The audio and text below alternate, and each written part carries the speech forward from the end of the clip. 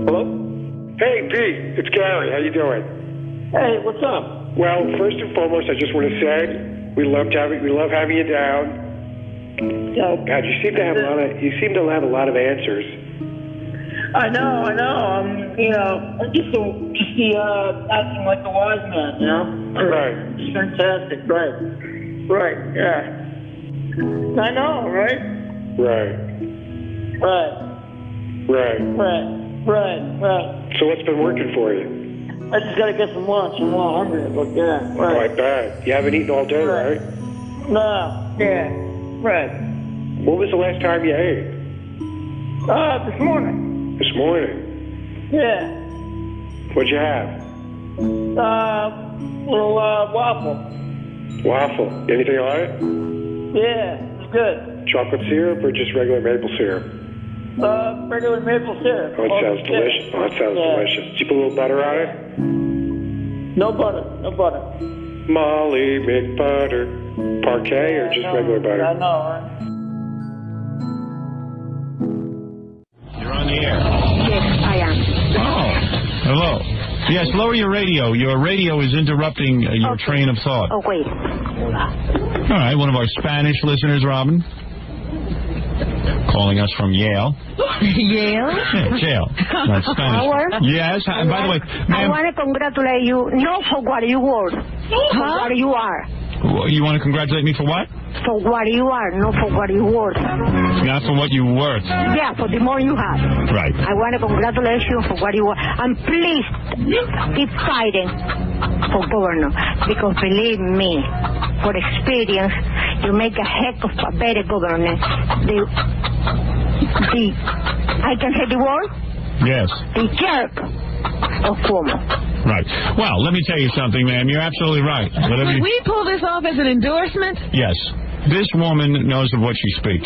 Where are you from? From New Jersey. I knew it. No, I didn't even vote for you. No, you're from New Jersey. No, but I don't care. I'm willing to move there. I wrote Cuomo about medical waste that is being thrown in Long Island. And he told me... Long Island? Yeah, Long Island. Is this for real? It's for real, and I have proof. Okay. Some very bad medical waste. And I wrote Cuomo, and he said he cannot do nothing. I say, look, Cuomo, I know the jurisdiction is not New Jersey, but you have jurisdiction over Long Island. This is why the country is doomed. He said he can do nothing about. I say, okay, you know what I have? I have the copy of your letter. I'm going to send it to Howard thing. Right. Well, let me say this. What you say is true. And you were going to do something about that. Yes, I was. Long Island has been a problem for a long time. But it is your jurisdiction. Yes, it is. It would be under my jurisdiction. And believe me, you see the thing they throw it out there. Yes, medical waste, etc. Yes, I'm aware of it all. Let me tell you something, ma'am. I would have been a great governor. I was watching a TV show, on Channel 21 on Long Island. Mm-hmm. It's the local Long Island channel. It's the public station in Long Island. It's hosted by Dara Wells, this show. And she was doing a fine job, and she has a panel of people, like someone from Newsday, a couple of people from Newsday, and they brought up the fact that I was no longer running for governor, and none of them wanted to credit me with starting this whole discussion about the Long Island traffic. Now it's become very big. If you check the New York... Not the Long Island traffic only. The woman who getting breast cancer left and right. That's right, breast cancer. I was going to secure that too, but I was going to do that just for the hell of it. That wasn't even one of my campaign platforms. Let me tell you. Because I would massage the breasts of all the women with cancer, and I would bring back life into their breasts. Oh, my God. Well, believe me, you don't have nothing to bring back me, nothing life, because I don't have breath. I'm flat-chested. You are flat-chested. I knew it. I knew you couldn't have big breasts. Listen to me, ma'am. Let me just tell you something. Oh, forget it. I don't even know why I'm trying to explain this, but... let me tell you, I don't say governor is a jerk because I live in New Jersey. Christine Whitman is also a jerk because I live in New Jersey. And the other guy who... What'd you say? Christine Whitman is also a jerk. No, Christine Whitman's good. Bush. Hey, wait a second. You can't use the... You told me. I wrote before he was a governor. I called her to the campaign. What does she do? She writes? In the West Bend. She calls and she writes. Yeah. Oh, no. This is Mrs. Ricardo Montalban, by the way, in case you're wondering. She's very famous. That's why we put up with her. They becoming too tight to talk to the people. Oof. What was that? Something about Before tight she ass. becoming a governor, when she was in campaign, that she was going and both hugging and kisses people and giving hand and promise pledges. I called 2 or 3 times to her campaign quota. I talked to her niece. I talked to her. Where are you from originally? I'm from Cuba. I Cuba. know you like Spanish people too much, but I don't care. Right. I find... Sí, mis labios de pesca la cocina. Yeah, I understand. I understand what you say. All right, listen to me. For your flat chest, you should kill a chicken and rub the blood on your chest and your breasts will grow. That's my first bit of advice to you. I will do it. Ma'am, how can I help you? What is your problem today? What can first, Yes. The other day you was talking about how you put your finger in your nose. Yes? If you want, I send you one of mine. No, ma'am. You want to send him a finger? Yeah. You send me one of your fingers. Yeah. No, ma'am, tell me, do me a favor because I am a busy man. Tell me why you've called today and what you need from me. Look, Howard. What happened? Howard. You know, my English, Spanish, English mixed together sound okay. Right. Go ahead. Well, tell me what I can do for you, my Spanish friend. Howard. Yes. I was working in a pharmaceutical company in which they lie me to death to a point that Let me ask you something. Why are you so busy writing to governors, campaigning? You have a lot of problems here in America, don't you? Oh, my God. You have your right. What is this now? You have a problem with what? Pharmaceutical company? A pharmaceutical company. Why are you so involved with governors and pharmaceuticals? Because I think writing to government going to give me the chance to ventilate my case in the court. Yeah. Well, you want to ventilate your case in the court? Yes. I see. Now, I wanted the right to be here. You want the right to be here? Yes. are here. No. She meant to be heard. You know, in Cuba. Be heard. Let me ask you, why, when you lived in Cuba, didn't you open your mouth against Castro? That's why I come here, because I why open my mouth so much. Why don't you open your mouth over there? I did do. They could have used you over there to open your mouth a little bit. I did it too, and they threw us out. They threw you out? I am here 28 years. You come here on a boat? No, I am here for 28 years. How were you able to get out and no one else could get out? My family was in the government of Castro, of Batista. Oh, Batista. Yes, and you were able to get out? I would be able to get out. Because if a couple of loudmouths would stay there, maybe they could overthrow Castro, but none of the loudmouths stay there. It's not that crazy to let her stay. No. She runs out. And then she comes here and suddenly she's brave. You didn't open your mouth in Cuba. And I don't. You don't? Let me tell you, everybody opened their mouth. All my family. That's what. You didn't open your mouth in Cuba. No. You kept your mouth shut. Oh, yes. That's why they have me in a room with 400 people when the BFP. Hold it. Someone here wants to speak to you for a second. Hold on a second. Spanish friend. Go ahead. ¿Por qué te pusiste mi chiquera ahí? ¿Esta no es tuya? Yo hice tantas cosas que yo no me acuerdo lo que pasó. Nosotros tenemos un hombre que habla español. Pero un poquito malo, más o menos como mi inglés. Pero él no va a estar aquí hoy. Está aquí hoy, mañana. Cuchi. Let me that accent. So many problems. And I'd like to add to that by saying E-I-E-I-O. That's in Mexican. No, sí, la ventaja, sonny. Bueno, Howard. Yeah? I went to work for that pharmaceutical company. Listen to me. I'm confused by you. You say you came to this country, and since you got to this country, you're writing to governors and complaining about everything. There must be something good about this country. Recently now. Here you can open your mouth all you want, and nobody comes after you. Wait, recently now. Are you wearing a fruit hat? I am not banana boat. Let me tell you, recently now. All right, do you have a problem you need me to help you with? Yes. You do? Yes, I do. Does it have something to do with a pharmaceutical company? Yes.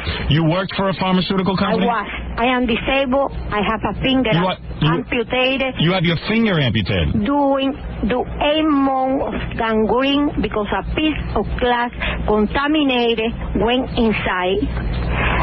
You were working for a pharmaceutical company? Yes. Spell pharmaceutical. F-P-H A-F. Do we have this much? M-O-U-S-E. All right, you worked for a pharmaceutical company. Yes. Right, P-A-F-A-R. All right, you can't spell pharmaceutical, can you? Yes, if I see right in the front of me, I can spell it. Right, all right. So listen to me. You came to this country from Cuba, right? I'm trying to understand you. You're a little hard to understand. You're frantic. You came to this country from Cuba. Yes. You get here, you get a job at a pharmaceutical company. No, at the beginning. All right, but eventually you're working for a pharmaceutical company. you go to the work for the pharmaceutical company, and while you're working there, a piece of glass breaks off into your finger. In 1989. Tell your daughter to shut up. Shut up. Thank you. He say shut up. All right, so you have you work for a pharmaceutical company, yes. And in the middle of working for the pharmaceutical company, I guess you handle bottles. What were you on? Working on the assembly line? Look, they told me. No, listen to me. Answer my questions. I was cleaning first. After that, they lied to me. They put me in a job.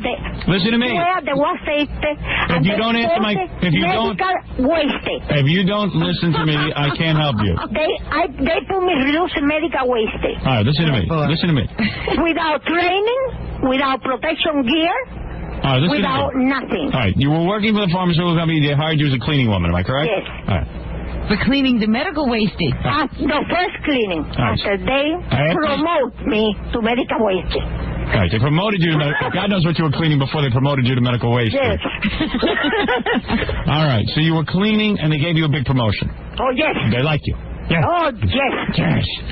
They liked me so much that they ruined my life. Oh. All right, now, you were there, and as you were cleaning, they promoted you to medical wasty. Yes. And you began to clean the medical wasty. No, groundy. Muy grande, very big. Ground? Because that's the way they throw it out. Like that people don't know what it is. All right, what happened? While you were cleaning, a piece of glass got into your finger? What I was grounding, a piece of glass went through my fingers. I see. So you have to grind it up. Yes, 2 or 3 times. As long as you be a piece of big one, that the people recognize what it is. And then they have to keep grounding. Right, according to them, the government don't care as long as. And then you lost your finger. Your finger began to get gangrene. Wait, they give it surgery after surgery. Ma'am, I don't have all show. I got it. Why are people calling me because they have these kind of problems? You know something? Why don't they call a lawyer? Why don't you call a lawyer? Oh yeah, I called my lawyer. My lawyer died. Your lawyer died? My first lawyer died. Yeah, so why don't you get a second lawyer? I have a second lawyer, but I think people here, because I told people, be careful whether they step up. This thing. Your first lawyer dies. Probably of embarrassment, and then did he die of embarrassment? Because I happen to be a nice human being. Yeah, I can see that. Look, if this is true, that I have 3 kids that I raised by myself. Hi. Yes. And Howard. Oh, a nice humming being. I had the piece of glass. What do you want to do with her? I don't know. You keep kidding. You know, the other day we had that woman crying because her husband beat her. She can't leave the house. Now we got this woman with no finger. Why only foreigners would call this show looking for me or even replace to solve their problem? She's lost her finger. She's on disability. What does she want to sue? Support. All right. Let me get to the bottom of this. Let me wrap this up. I went back to work with. I'm going to take her and shut her up. I'm gangrene. Imagine. This is why Lucy had to leave Ricky. They don't care. It's cute at first for about 5 seconds. Now you're annoyed by her, right? They don't give me training. They don't give me equipment. They don't give me nothing. So you're going to sue? No, that is the point. That is the point. Listen to me, ma'am. I'm going to ask you questions. I want you to give me simple answers. Yes. All right. You called this radio show. Yes. Because you don't have a lawyer. No, I do have a lawyer. All right, you have a lawyer. You're going to sue the company you used to work for, right? That is what I'm going through. All right. Listen, I told you just to answer my questions. You're going to sue the company. You have a lawyer. I tried to sue the company. And what happened when you tried to sue? Well, after they cut my finger, they locked me in a room and they put some kind of poison. I pricked my finger with a needle, with a syringe, and contaminated with AIDS. Now you have AIDS? The judge don't find it enough. Do you have AIDS? Do you have AIDS? Not yet. Do you have HIV, ARC, or something? No, not yet. What do you mean not yet? You're waiting. Did they test you for the AIDS? Yes. And what did they find? Negative. So you have no AIDS? You have 10 years to get it. 10 years? Yes. I paid informed about that because I am scared. I have a chronic rashes. You had a colonic? No. Chronic. Colonic. Chronic. Oh, chronic. Rashes like... Have a colonic. That'll help you. Clean you right out. I look like I had chicken pox all year around for the last past 4 years. All right, ma'am, listen. I don't know. What do you want me to do? Did they throw your case out? Is that what you're telling me? Ventilate this case and tell people be careful because these things are not safe. And today is my door. Happy birthday. Another door. Well, thank you, Howard. Let me ask you if she wants to come down here and take her clothes off. You know what happened? You want to come down here? You want to come down here and take your clothes off? For me? You want to do it? You would come down here? Believe me, you are going to get scared, not exciting. What you say? You're going to get scared, not exciting. You want to come down here and get naked? Yes. All right. If I have to do, I do it. All right. You don't go to get want to ventilate the case. All right. If you want to ventilate your case, you got to come down here naked. I am willing to do it. All right, hold on. I don't going to tell you. All right, hold on. Because it's too pretty. First, I'm too disgusting. I look like a leopard. All right, that's all right. We'll take a look anyway. We've never seen a leopard naked. Okay. She thinks we're not horny. We would get excited over you. It doesn't make a difference. Sounds hot. Yeah, you sound good. Believe me when I told the other guy who took my job after me, he has hepatitis C, lost 70 pounds, had the same rash that I have. Well, maybe you got to stay home. You have a rash? Yes. Oh. She says she's got bleeding thing. I have a granddaughter who has a year old, and I still was not able to pick her up. All right, listen to me. I don't know what to do. You got a lawyer. You're going to sue, right? But the problem is the court. The court? Don't find enough wrongdoing for them to blame Channing and Plow. What do they want? To me? So you went to court and they found that they said they threw your case out, right? Yes. All right, so that's it. So something must be up. What are you going to do? I tried to appeal him. You're not that appealing. You just told us you weren't appealing. Ma'am, I have a letter signed. All right, so why don't you appeal the case and with a lawyer? Now, what can I do about it? I don't know. I'm a disc jockey. Because man, I'm a disc jockey. I have so much faith and that you can do anything you want to. Yeah, for myself, not for you. I'm sorry if I think you can help me. How many fingers do you have left? 9. So that's not so terrible. No, it's not so terrible when you have. You got 9 fingers. God bless you. But remember, I have 9 fingers. Which finger are you missing? The index right finger in my right hand. You don't use that. Oh, you use that a lot. I barely use you that. You right-handed? Jerry Garcia. Yes, but besides that one, it's not only the fingers. I have cyclostrianosis. I get renal disease. I got bad circulation, asthma. You got 4 more fingers than Def Leppard's drummer. But it's not good because they don't work perfect. They cramp. Well, listen. Let me look into this. Because you're in bad shape, I'd like to do something nice for you. I would like to offer you my new video at half price. Look, even if you offer me a video for a penny, I don't have the penny. Well, you keep saving. I am ready to be shutted off the gas and electric. It's not new every year they do it. No. Every year they do it. What's she saying? They're shutting off for gas and electric. Every year they do it. I'm ready. Where is your husband? Romantic candlelight. Where is your husband? I don't have a husband. You have no husband? No. The way you describe yourself, you have men banging on your door. Oh, yes, I have. Right. My dream.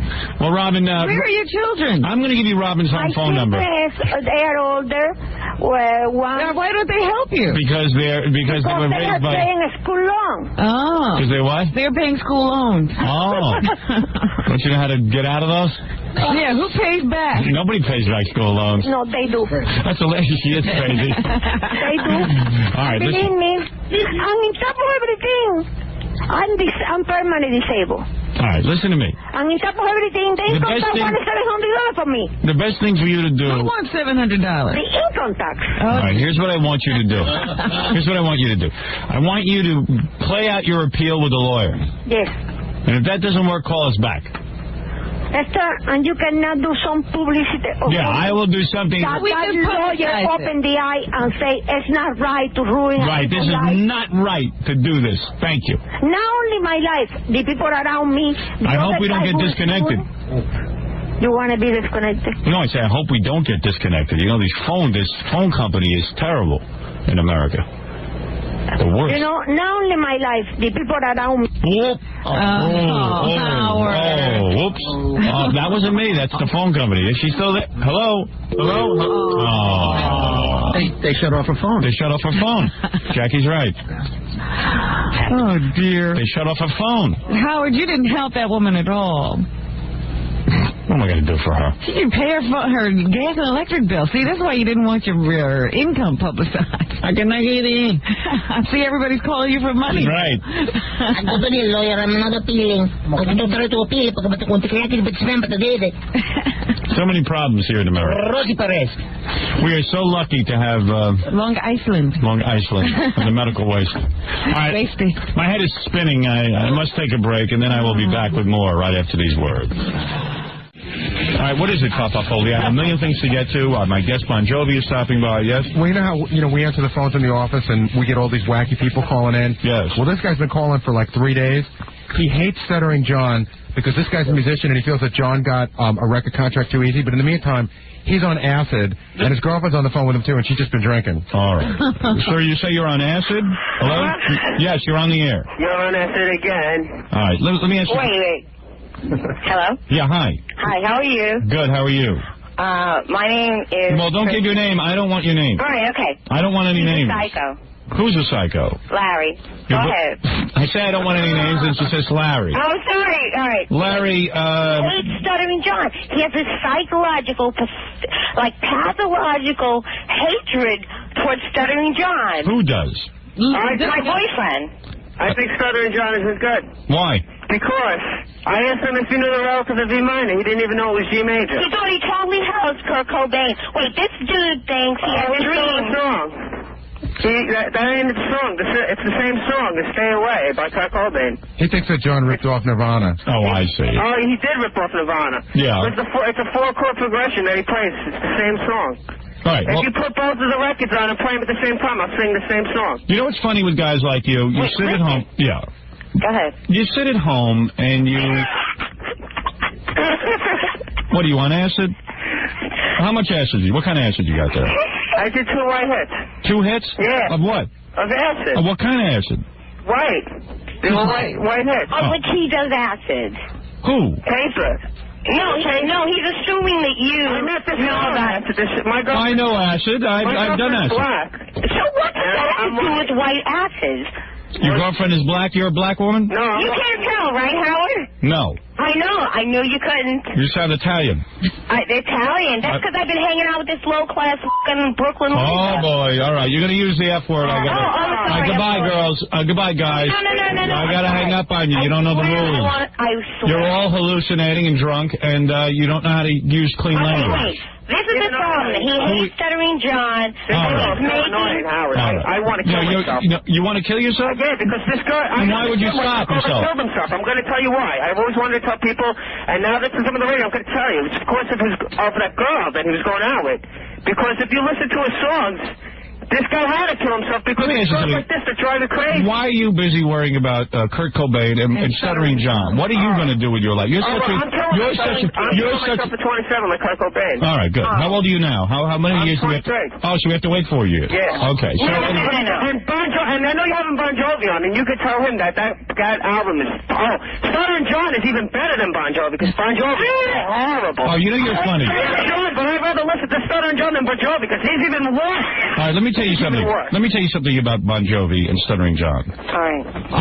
First of all, it's easy to sit back and comment on Bon Jovi and Stuttering John. Thank you. What have you done? You've done nothing. I've done nothing. I've done a hell of a lot. No, you've done nothing.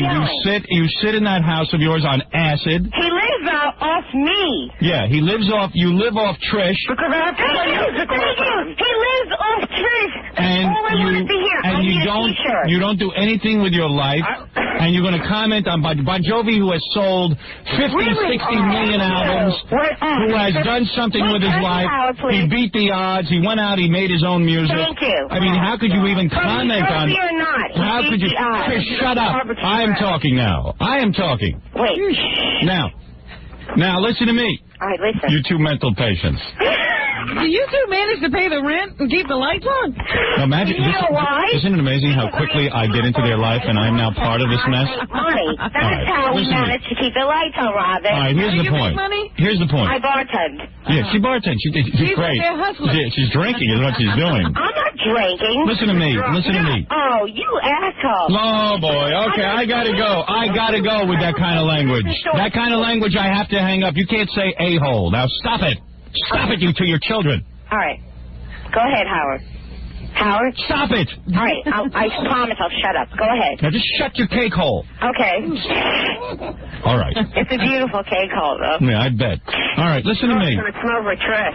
I bet it does. It smells like 9 lives. All right, listen to me. It smells like 9 lives, right? Oh, man. All right, just shut up. Yeah, I mean, blackouts are good, but they don't smell too good. Right, okay. Oh. Hey, you're not hallucinating that heavily, are you? All right. What does he know? He doesn't know anything about women. All right, shut up. Howard.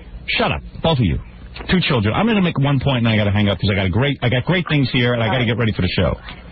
All right, go ahead. First of all, I don't condone your use of acid. I have done acid, and it nearly ruined my life.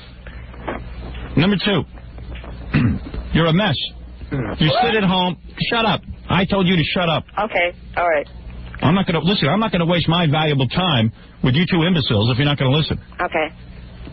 The 2 of you sound like idiots. And this guy that you're with, he sits there and he's commenting on Stuttering John. Well, if you're going to laugh, I got to go. All right, thank you. All right, I don't know what's so funny. You sound like Jackie when I talk to Robin. Please continue. I'm sorry. I'm sorry. To sit there and comment on Bon Jovi. Why don't you go out and do something yourself? A dust cover. What? I use Bon Jovi CD for a dust cover. Oh, you can use it for whatever you want. You don't have to like Bon Jovi. I like them. And I'm going to tell you something. I like Stuttering John's album. What do you think of that? Do you really? Yeah, and I'm going to tell you something. I'm going to tell you something else. They're both going to buy my album. Well, you don't even have an album. You're going nowhere. What record company are you with? I'm with no record company. Why do you think that is? If you're so good, why do you think the record company has... Because I take time to work on my album. I don't make it in 2 minutes like Stuttering John. Like, he could, try to make the same music as Kurt Cobain because he's just... All right, when can we expect this music of yours? Yeah, let me hear it. Let me hear you sing one of your songs. Hear one of my songs? Yeah, let me hear one of your songs. You're so talented. Let me hear it. Let's hear it, Big Shot. You want to hear my... You didn't think I'd ask you for that, did you? What? Let me hear one of your... He's not even prepared. I'm even go there. Oh, let me hear it. Look, go ahead, play it. All right. Go ahead. Wait, You can I please ask No, you shut up. I told you to shut your mouth. Wait, you want to hear a song about her? Yeah, go ahead. All right, well, you got to hold on then. Go ahead, fine. Go to this boring loser. All right, let's hear it. Man, I can't believe you. Why are you with him if he's calling you a loser, and why are you supporting him? I'm not supporting him. He's going to dump you as soon as he... He's living in your house. No, but all right. Listen, Robin, because no, you're really smart, so I know you can't relate to this. But believe it or not, he does make money. He does make money off his music. But he's not nice to you. Believe it or not, I don't know if he's just acting right now, or maybe I'm just in self-denial, but I'm a really smart woman. No, you're drunk. You just be quiet. Let me hear your stupid boyfriend's music. If I was getting off work, I'd be drunk. I'm not drunk right now. You haven't been drinking? But listen, wait, I have this incredible... Have you been drinking? story to tell you. Do you want to hear it or not? Quickly, I have better things to do. I was at Columbus Avenue, right, about 3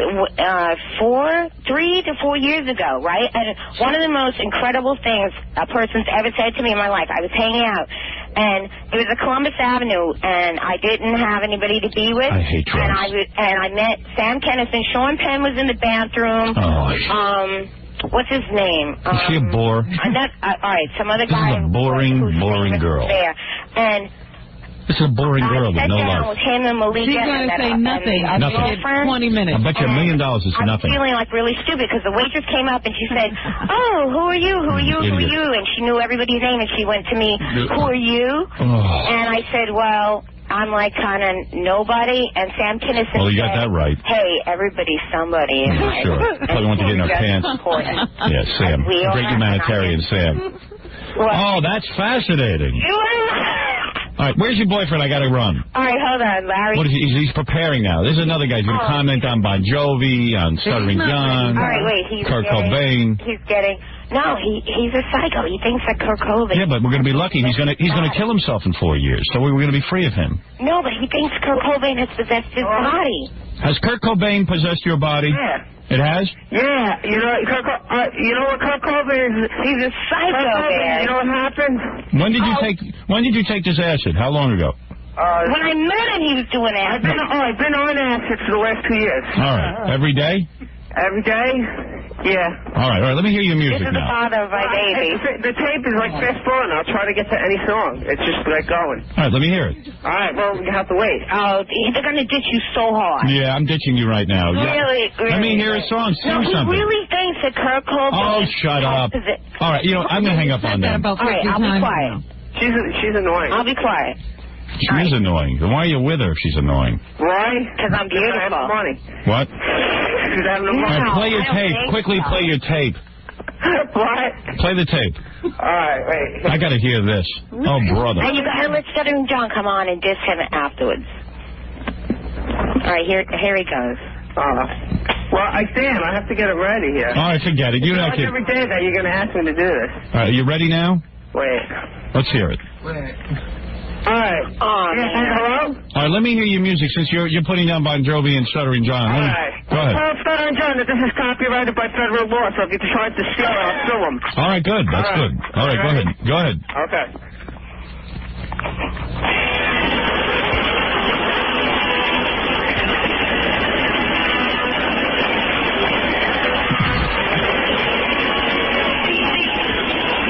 Well, what do you think, Robin? It's quite a talent, this young man. I've been all my life. All right, let me straighten this out real quick.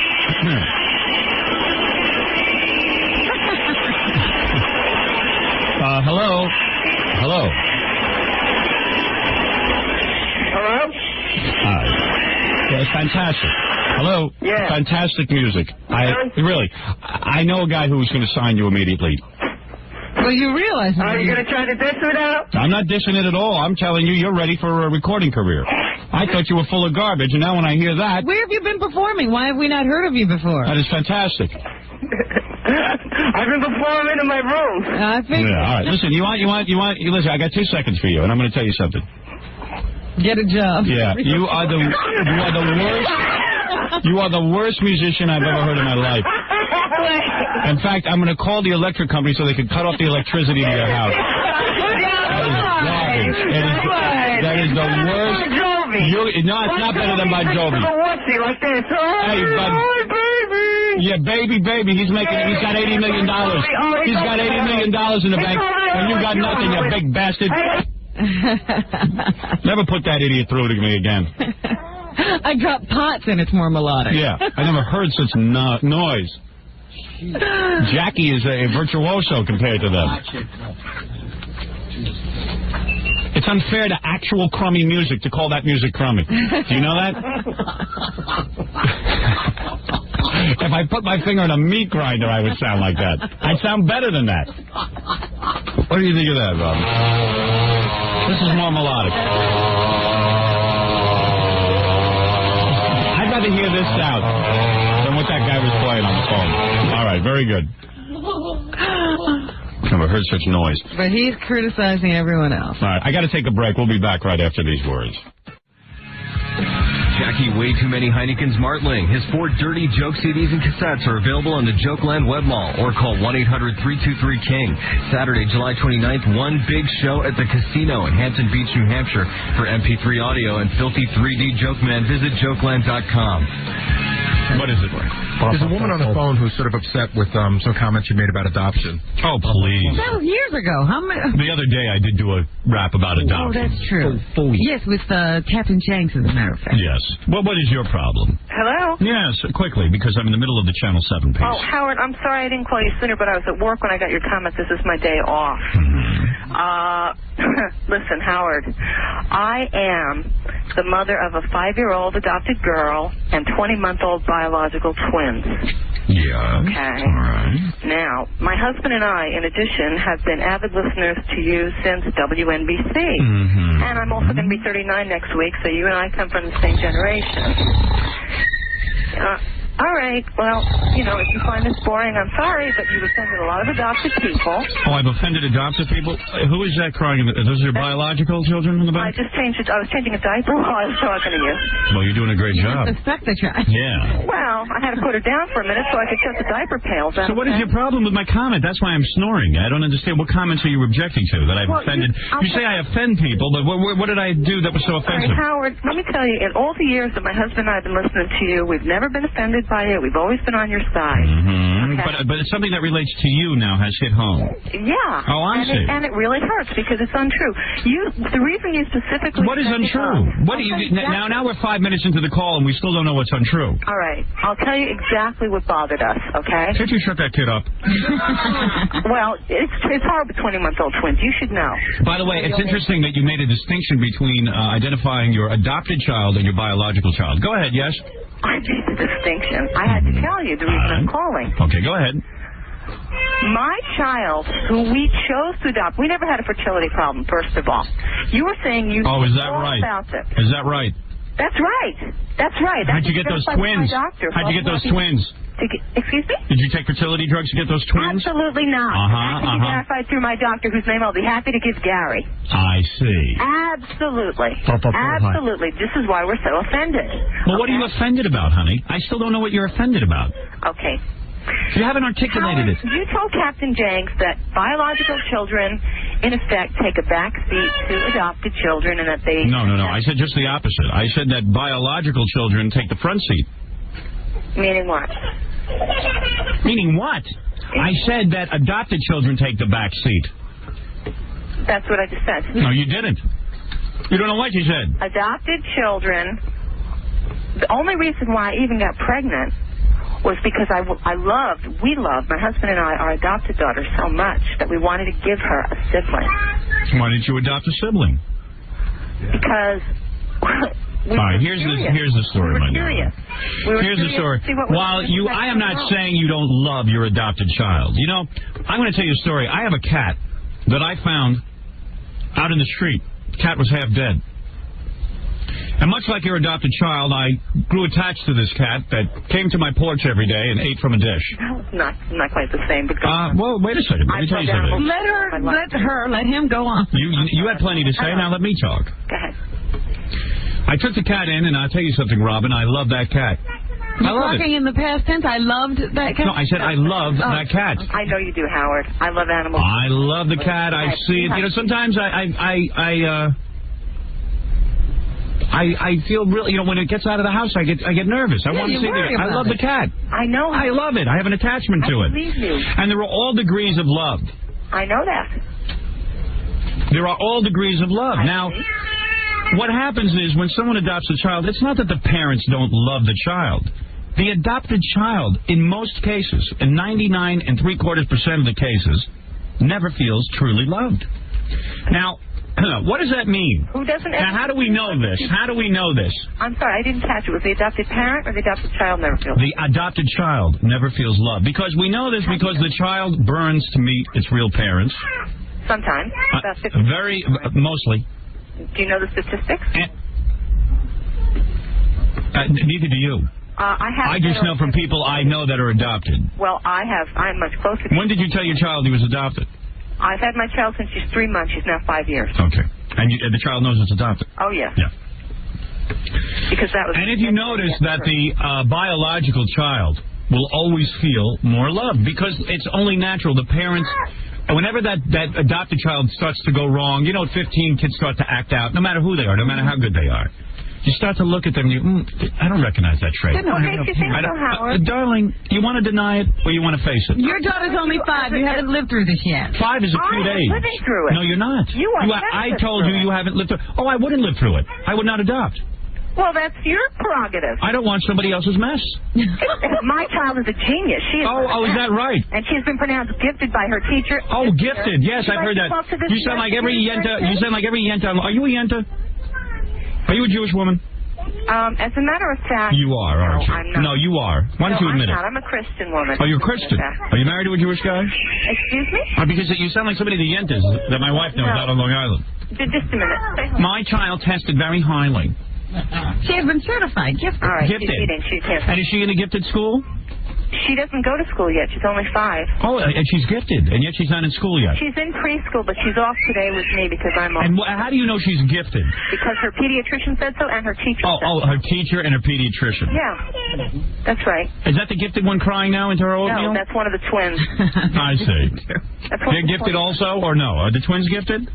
I don't know. It's too early to tell, brother. I'm sure they're gifted as well. I don't think they're as gifted as she is, to be quite honest with you. I think they're... Well, all I'm saying is the child that actually sprung from your loins will always feel closer to you than the kid you picked off a shelf like a box of cornflakes. Well, I didn't pick her off a shelf. And every time that kid acts out, you will subconsciously... You will subconsciously say, I don't recognize that in myself. I don't know. No, Howard, you're totally wrong. We couldn't have been closer. We couldn't have been closer, and we could never be closer. My husband, I'm speaking for him. He's listening. By the way, thank God that kid's gifted. I mean, I guess you have to create a bubba mindset in order. A bubba mindset. You have to create a whole little fairy tale around this kid in order to love her more. No, absolutely not. What is it? She got an A in building blocks or modeling clay? No, she took it. You know, it's funny. I had friends who had gifted children. It's funny. Now one is in a drug rehab center, and the other one now is was supposed to be a brain surgeon, but now I think he has photographic equipment in his basement. He's trying to start a picture company. Yeah, well, I don't know anything about that, and I can't tell you how she's going to turn out, but I do know that she knows she's loved. Yes, she is loved, like I love my cat. Dearly. No. Howard, I have 3 dogs, okay? Yes. I've had animals. I've had cats when I was a kid. You love those dogs? Oh, dearly. Right. They were our children. And you love your children like a dog. Then you replace them with real children. Right. Any woman who collects dogs, you decided to collect a kid. That's all. There's a difference. I don't say you don't love the child. I'm just saying that there will be this thing in the back of your mind. It's a subconscious thing that where your little child is worth more. No, absolutely. To you. Absolutely. No. That's why most adopted kids go to search for a new set of parents. They search for their... Let's ask a question. If you were in a boat, on a rowboat... Yeah. And the thing started to fall apart. Go ahead. And you could only save 2 of your children. Right. Would you save the twins or the adopted one? I'll answer that for her because it's too painful for her to face. No, she'll save the twins. Think about it. But it has nothing to do with the adoption. You can only save 2. Well, Howard, which one are you going to throw overboard, my darling? Why didn't you answer the question? Why don't you answer the question? Well, why don't you answer the question? All right, I will. I have 3 children. Right. So if you could only save 2, which 2 would you save? How do you answer? I would always save the 2 that I know the best and the longest. Well. Of course. I hardly know the new one. That's what you do. Okay, so that's what I would do. Of course. That's what I would do. Oh, that's what you would do? You're a liar. No, I'm not. I'm absolutely not a liar. Which kid is going to be fish food? Except with my doctor. Okay. All right. The information. Well, good. All right. You know what? You're different than all the other people in the world. Well, I'm different than all the people you're talking about. Well, darling, listen. We could argue this all day. Like Plato, we could sit here and philosophize. You'd be Socrates to my Plato. What can I say? No, that's okay. I'm not interested in doing that. All right. Either. Why don't you? You know what you ought to do? I'll tell you what. When you're on that boat, you save all the kids and drown yourself. How's that? All right? And leave me alone. Thank you. Yeah. You're welcome. Yeah. Very good. Okay, there she is. Little Miss Goody Two-Shoes. Heidi on the phone, ladies and gentlemen. Rebecca Sunnybrook Farm. Which one of your children would you throw overboard? Such an easy question. She thought she had me on that one, didn't she? Numbskull. She dares to battle with me. King of all media. All right, very good, Robin. We'll take a break. I'll listen to the rest of this ABC report with you as we clear up any misconceptions that might have been formulated due to this report. Boy, there's going to be hell to pay at home. But you have to answer the tough questions here. My wife was working on me last night about... I saw the report on Channel 7, and then on 5 they showed you hugging her. It looked like you were kissing her. Oh, they had more of that? Yeah. You know when I was in Los Angeles, and the girl who did the song parody, Howard, You Can Spank My Butt? Right. And I was, like, dancing with her, suggestively? Yes. She goes, it looked like you were kissing her. I go, Allison, I wasn't kissing her. God, what an ass she had. I got to admit, I caught the squeeze. But, you know, she was like, it looked like you were kissing out of me. I was like, well, I don't care what it looked like to you. I'm not going to sit here and play this game. I'm not going to get into it with you. I wasn't kissing her. And if I'm going to kiss girls, I'm not going to do it on TV. I'm going to do it in private where I can really get some action going. And I told her how it was like trick photography because... What is she going to do when you're in a movie? Oh, that's a whole nother thing, how I'm not allowed to do love scenes in a movie. And I said, I'm absolutely doing them. She goes, well, I'll be on the set or I'll do them with you. And I said, get out of here. I'm not doing love scenes with you. And I said, I'm an actor. And if you think I'm doing it. Oh, there's a whole thing about that. Thank God I got away from New Line. God forbid, because Fartman has a love scene every 15 minutes. There's one scene with me and two blonde twins in bed. Really? Yeah. I thought Fartman was a superhero. He is. A superhero. This is before he becomes a superhero. I see. There's a build-up, you know? I'll have to get a special director's chair for my wife on the set that says, like bitch, instead of, like... Censored. We'll take a break. We'll come right back. We'll finish this report. We'll do some news for you, tell you everything that's going on, because there's a lot of news today. Yeah. Hello, my name... What do you want, Fafa? A la Fafi? There's a black caller on the phone. He's been calling for a couple of weeks now. Yeah. He's from Washington, and he wants to straighten you out about your attitude about blacks in general. I have no... What is this, my attitude about... I don't have an attitude toward I think blacks. he's got like a list of things he wants to talk to you about. I'll entertain you for 3 seconds. Well, okay. Let me just say a couple of things. But you said he was angry. Well, he's trying to be calm. How much you want to bet, Robin? Within a minute, I get him out of this calm voice. All right. How much you want to bet? You want to play some heavy bucks on it? Let's bet. Robin, take the bet, okay? Because I've listened long enough to know that it is absolute insanity to engage this guy. If you're going to be upset, because you will lose. Can I bet you a couple $100 on it? I'm glad you called in. Before you start picking apart what my supposed attitude is toward the black community, and you know that everything I say about the black community is 100% right on. I'm just not afraid to say it. And I want to applaud you, a calm black man, for the first time, if this is the case. I am going to make a couple of statements. First of all, we all saw on the news last night the Jews and Farrakhan. Now, I guess they found some Jew who was all worked up because she was screaming on TV. But for the most part, the Jews do ignore this Farrakhan. For the most part, the mainstream Jews, because to pay attention to him is to give him too much credibility. And people say to me, what's going on, Howard? I think it increases his donations. Absolutely. And let me tell you something about the Jews. The only thing Farrakhan is right about is that the Jews are successful people. They are. If you took 5 Jews, if there's a country with 5 Jews in it. Well, I think you're promoting another stereotype. You know, the attitude that there are no poor Jews. No. I'm about to. Excuse me. I'm about to get to that. Okay. Just let me do my discourse, if you would. Right? We don't even know what he's upset about, but you go on. Yeah, let me. It doesn't matter what he's upset about, because whatever he's upset about, it's just his lack of understanding. If you put 5 Jews in a country, they will have a successful community. Now, I don't mean financially, necessarily, but even the poor Jews. There are many poor Jews in this country and in other countries. But even the poor Jews, you find that they educate their children, they set up a certain reality, and I don't say every Jew, but for the most part, the community seems to have some sort of togetherness. Whether they've been enslaved, whether they've been killed off. Do they have to have unity rallies in order to get this done? No. It is implied within the people. Do they There's have a to pride. run around calling each other brother? No. Nothing like that. It doesn't happen. A Jew walks down the street, doesn't go to another Jew. Salam alaikum, alaikum salam, hey brother. They don't have to have Pride Day. They don't have to have anything like that. It just happens. I just wanted to know about that. It happens on its own. Because it just occurred to me the other day, if you already are unified, you don't have to have a unity rally. Right. No, you don't need any of that. You don't need Kwanzaa Day. You don't need any of that crap. You need, it's just a basic thing inherent in the people. I don't think it's inherent in the people. Howard, please. It's in not the culture. A gene. In the culture. Excuse me, Robin. You're absolutely right. Let I stand corrected. Jews don't go around with this, give me 5. Nothing like that. They don't have secret handshakes. A Jew would rather be hit by a truck than say, give me 5. You know that? And yes, there are many Jews who are good businessmen as a result. This is something they want to be prosperous. A Jew could sell a diamond to a starving Eskimo. What do you think of that? Okay, so there you go. Now, there is the story on the Jews. Whatever country they've been in, they were in Poland, for example. They were the most hated. Wherever they are, they're hated. That they know enough to take care of each other. Why are the Jews successful? Because they don't care about what's going on outside of them. They try to be industrious no matter what the obstacle. Now, what is happening with Farrakhan? Let's analyze what's going on. 10,000 black guys showed up to a Farrakhan rally. Now, first of all, wouldn't you say he's already preaching to the converted? Yes. He's talking about violence in the streets. Obviously, it's they're in there with him. Right. They're not the problem. Right.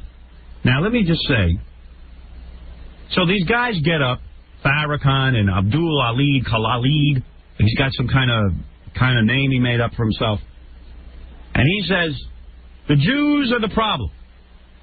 The Jews are keeping the black man down. The Jews are sucking your community dry. Whatever. It's brilliant. I'll tell you why. I'll tell you why it's brilliant to say that. When you're a guy who, the guys who went to those rallies, the guys who follow them, listen, these are guys who are down on their luck. They're losers. You understand? Real losers. They're looking for a reason. And they gotta blame somebody for their problem. A guy named Hitler did the same thing, and he did it wisely. He said, wait a second. I really don't have an answer. We're in a mess here in Germany. We're in a mess. We're in a mess in the black community. If Farrakhan got up and said to the black people sitting in that audience, here's what we got to do. We got to stop beating our wives. We got to stay with our wives when we marry them. You know, this is the mess. Forget blaming the Jews. We got to marry them. Yeah, we got to marry them. Now, that auditorium would empty out in 2 minutes. That's not a good dog and pony show. You got to put on a show. And you got to say, listen, someone's to blame you. We're not to blame. Somebody's screwing us.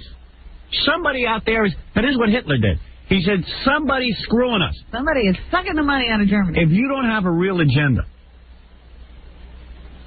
Farrakhan has no real agenda. He doesn't have anything. He doesn't have any agenda. His agenda is to make sure that Farrakhan gets some press and makes some money.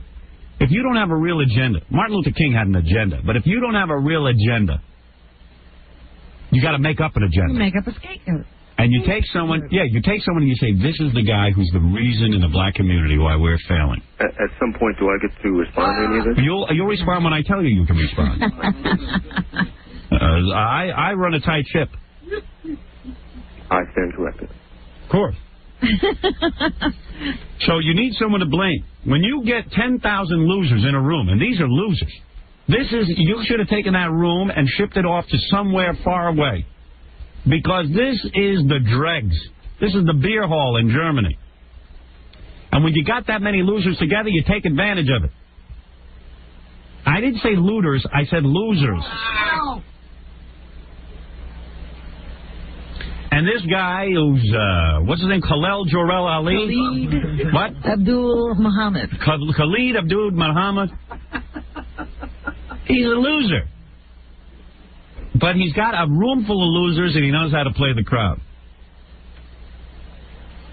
Now, what do you want to say? What witty comment could you add to that? What's your problem with that? What's your problem with that, genius? Well, I don't really have a witty comment. I'll leave that to you. I think I'd like to share a little light on this heat that you've generated, though. First of all, let me just say just a couple of things by way of background. Howard, I think you're the funniest person on the radio, period. And I don't. Well, there we agree. I don't. So good. You know, sometimes I'm going to tell you something. I get down sometimes. I go, Howard, I got the FCC, I got this one, I got that one, and I say I'm getting down. I'm ready to get out of radio, and I say, you know what? No reason to get out of radio. Everybody sucks so bad. Why leave? But I think you should let me complete my statement. By the way, so far you've remained very calm. I think you are. You know, you remind me of Sinbad. He's a nice fellow too. I think you are the funniest man on radio, but I think you should be off radio. Now, that sounds like a contradiction in terms, but I don't... Believe me, so far I agree with everything you said. I don't think, however, the FCC should have anything to do with it. I think you should be controlled by management and self-discipline. That's what I think. We'll get to your point. What is your problem? Well... This is very, very interesting, but I nodded off during your last two sentences. Okay. What is your problem specifically? What is it that he's done so bad that he should be on the air? Yeah. Well, tell us what the problem is. Name one thing you don't like that I said. I don't think you're detrimental to just black people. I think you're detrimental to people and women in general. I think you degrade people, black people in particular. But people. Now, what was so degrading about what I just said? Well, first of all, you have a tendency to be simplistic. You lump people. Oh, that was simplistic, what I just said? I think it was very simplistic. I see. You didn't take, for example, people like myself into consideration. Oh, I should go to your house and take you into consideration? Should I knock on each door and take everyone into consideration? I think if you open your eyes, you'd see examples of... Oh, my eyes are wide open. May I respond now? So far you haven't said... Name one thing you don't like. You said I deal in generalities, I'm dangerous, I'm a bad person, women. Give me one example of something that I said that you don't like. I'm trying to give you an example. Well, let's hear it already. If you will allow me to make... I stop saying if you'll allow me. Just say it. I'm allowing you. Go. I am a single parent. I work... Here we go. He still will not say what I said that he doesn't like. He's going to... He never talked about him. He only wants to talk about his situation. I said you lump people... I don't care if you're a single parent. You lump... Big deal. Of course you're a single parent. Where is your wife? Of course you're a single parent. Where was your wife? I'm tired of guys like you being single parents. I am divorced. Oh, you're divorced. What's the matter? You couldn't stay with your wife? You have to have a baby and leave the baby? My son is adopted. And then you had to adopt a son on top of that. Well, let me tell you what happened. So far, I don't blame your wife for leaving you. Well, I have... I love these guys. They adopt and then they leave their wife. What are you adopting? My wife left me. Why did she leave you? Because he's annoying. Our son... Why did your wife leave you? Our son, it turns out, has learning disabilities, and she couldn't deal with it. Oh, she sucked it. You mean... Picked a good one. What do you mean, the kid or the wife? We didn't know. You didn't pick one good one either. You didn't pick a good son and you didn't pick a good wife. He's not a good picker. You know, if I'm going to pick a kid, I'm going to get someone who's a Brainiac 5. I'm not going to get someone with learning disabilities. He's a very loving son, and you know, when you go to the pound and you get a dog... You try to get the best one. Of course. Did you look the kid over? There was no way to tell when we adopted him. Well, why don't you give him the SATs? SSATs. Well, do you think your wife would have left if this had been her biological child? That's a question that I've asked. No, his wife. This is another guy who doesn't face reality. Your wife doesn't leave because his son has learning disabilities. You're sure, huh? She couldn't stand this guy. Listen to this guy in a monotone. Howard, let me explain. Let me talk. So far, he still has not said what I've done. Every man speaks with clarity, a melodic voice. Yeah. Well, Howard, there's absolutely no reason. There's no way I'm going to. So far, every time I give you. Understand what your problem is. Every time I give you a window to say what you don't like what I said, so far you can't say it. You can't articulate it. Can you give me 15 seconds? Here we go again. No, don't ask the question. Spit out the problem. Tell me the problem. So far, I heard you're a single parent. All I've heard is your personal problem. And we never talked about you. All right. Let's take Michael Jackson, for example, okay? All right, here we go. Okay, go ahead. What did I say that upset you? Oh, wait, you didn't upset me. I think you... Now, you said I should be off the radio. Your premise was I should be off the radio. I should take myself off. Howard. What did I say that upsets you? Howard, for one... What did I say that upsets you? You know what? It's no stick. You have nothing to say. I do have something You're another blowhard. All right, let's take Michael Jackson. Right. What do you want to say? All right, go ahead. You say Michael Jackson this, Michael Jackson that. Let me just say this. Michael Jackson and I... He's never going to say anything. Michael Jackson. There are insurance companies... May I say something? Hold it. Michael Jackson. Hold it, okay? Hold it. There are insurance companies who settle every day. They don't admit guilt or innocence. That's an insurance company. Now, I will agree with you. I don't like the fact that Michael Jackson... So now you agree with me. Isn't this amazing? Now he agrees with me. So far, all he's done is agree with me. That's out of 20 minutes now, all he did was agree so far. But I should be off the radio. We never get through. I swear, I think you have learning disabilities. I think your son somehow inherited them from you and he's adopted. Howard, you're incredible, you know? No, you're incredible. Absolutely incredible. Just for once in your life, don't engage in stick, Howard. This is not stick. You know you're good at it. Okay? No, let me tell you something. You called up with a premise. You were upset by what I said, and you said it was a good premise. You said I should be off the radio, and it shouldn't be by the FCC. It should be, I'm so dangerous, I should be taken off the air. Then I said, okay, well, what upsets you, and you can't tell me what it is. I've told you. So far, I should be off the radio for having an opinion on Michael Jackson. You degrade women. You degrade blacks. Well, what did I say that upsets you? Well, what did I say that upsets you? Every time you open your mouth. Oh, I see. So it's a general every time. The parade, the things you said about... Okay, Robin, why don't you cuff me? The guy has convinced me I should be off the radio. So far, it's been very, very articulate. Let me ask one question. I got to ask one question. Is there no room for discussion of every subject? I don't think so. In this country. I don't think so. You cannot discuss anything if you don't run the party line and say, this, and I think that, and I won't say this because somebody might get offended. Robin, it's not a question. See, what happens is when you have No, hold on. I have to stop you here. Robin and you are going to have a private discussion. Listen to me. You called me. I'm going to tell you something. When you have a Howard Stern on the radio, I'm going to give you one last chance, and then I'm going to hang up on you. What is the problem with me? Give me one thing that I said that you don't like. Because you force everybody. What is the problem? What don't you like that I said that I should be off the radio? You force everybody to what? He forces everybody to be more outrageous. Oh, I see. By virtue of having a Howard I force you to do things? No. You force Phil Donahue. You force all these other talk shows to talk about things that they wouldn't even consider talking about. I see. Well, I forced them to do that. You know, we waited all this time for you to make that. All right, listen. All right, so far I agree with everything you said. Very good. Okay, thank you for the call. Howard, you know what? You are a disappointment. You were very unfair to me, Howard. No, you're unfair to me. If you call up and say that you don't like me for a reason, then let me hear the reason. Learn how to. I want you to write down on a piece of paper what I said that bothers you. I'll tell you how to do it. Start making a list of every time Howard does something wrong. Do me a favor. Give me 30 seconds to wrap up my argument without interrupting. You have no argument. Can you give me 30 Okay, we'll give you 30 seconds. Go. Howard Stern, you force everybody to be more outrageous by virtue of the fact that you're on the radio. I think that what should happen is that Infinity Broadcasting should control you.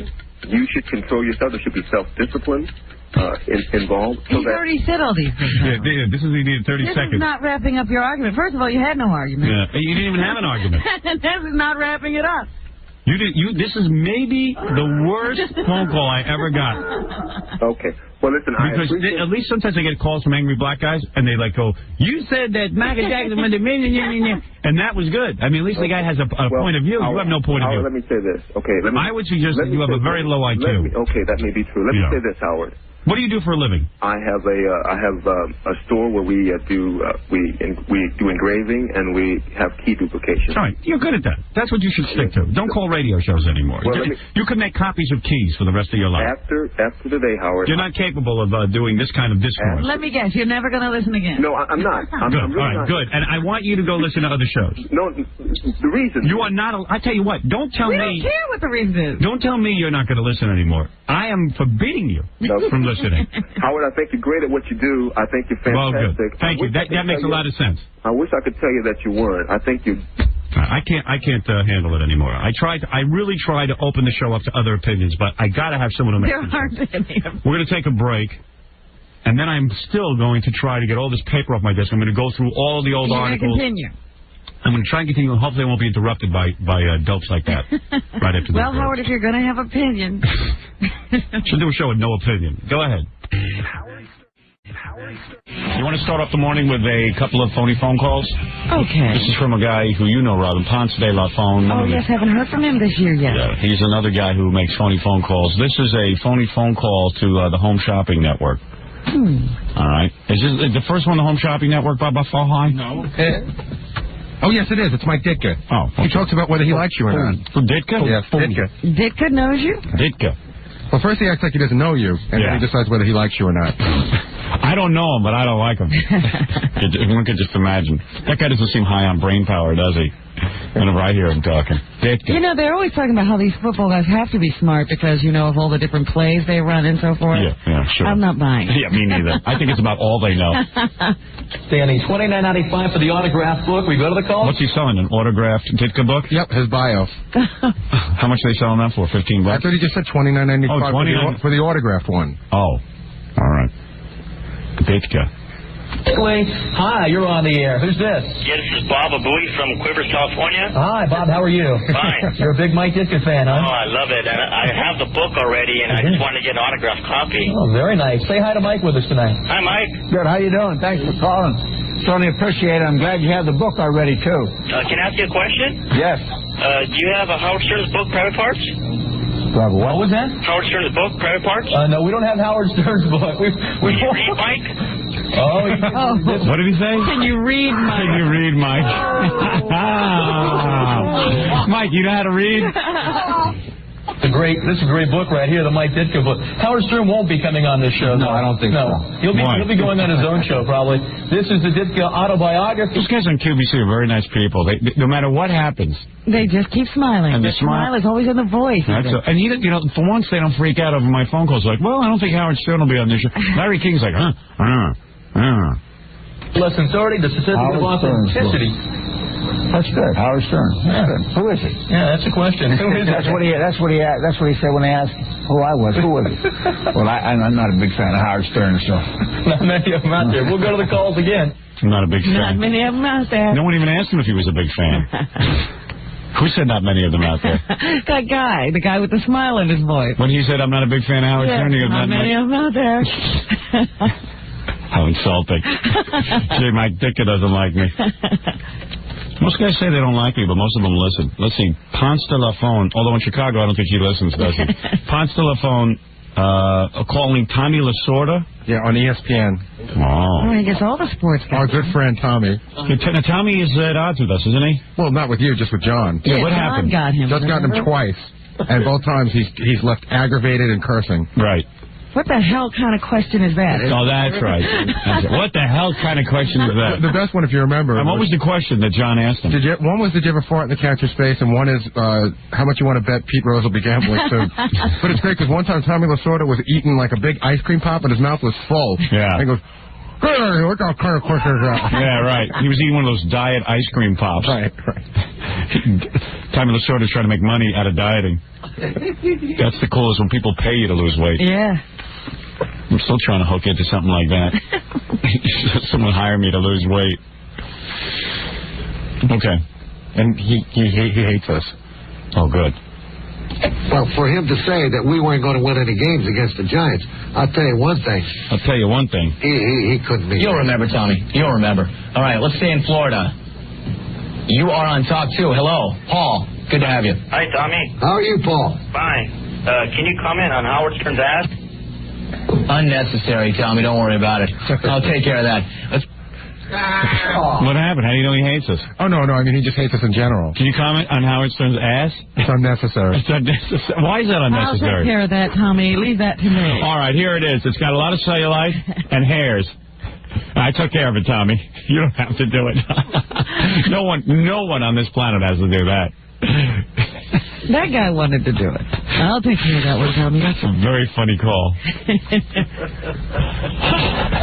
I almost have to hear that again. Well, for him to say that we weren't going to win any games against the Giants, I'll tell you one thing. He couldn't be. You'll remember, Tommy. He never told us one thing. He goes, I'll tell you one thing, and then he goes, I don't know what he's talking about. I'll tell you one thing, and he never told us the one thing. You'll remember. All right, let's stay in Florida. You are on Talk 2. Hello. Paul. Good to have you. Hi, Tommy. How are you, Paul? Fine. Can you comment on Howard Stern's ass?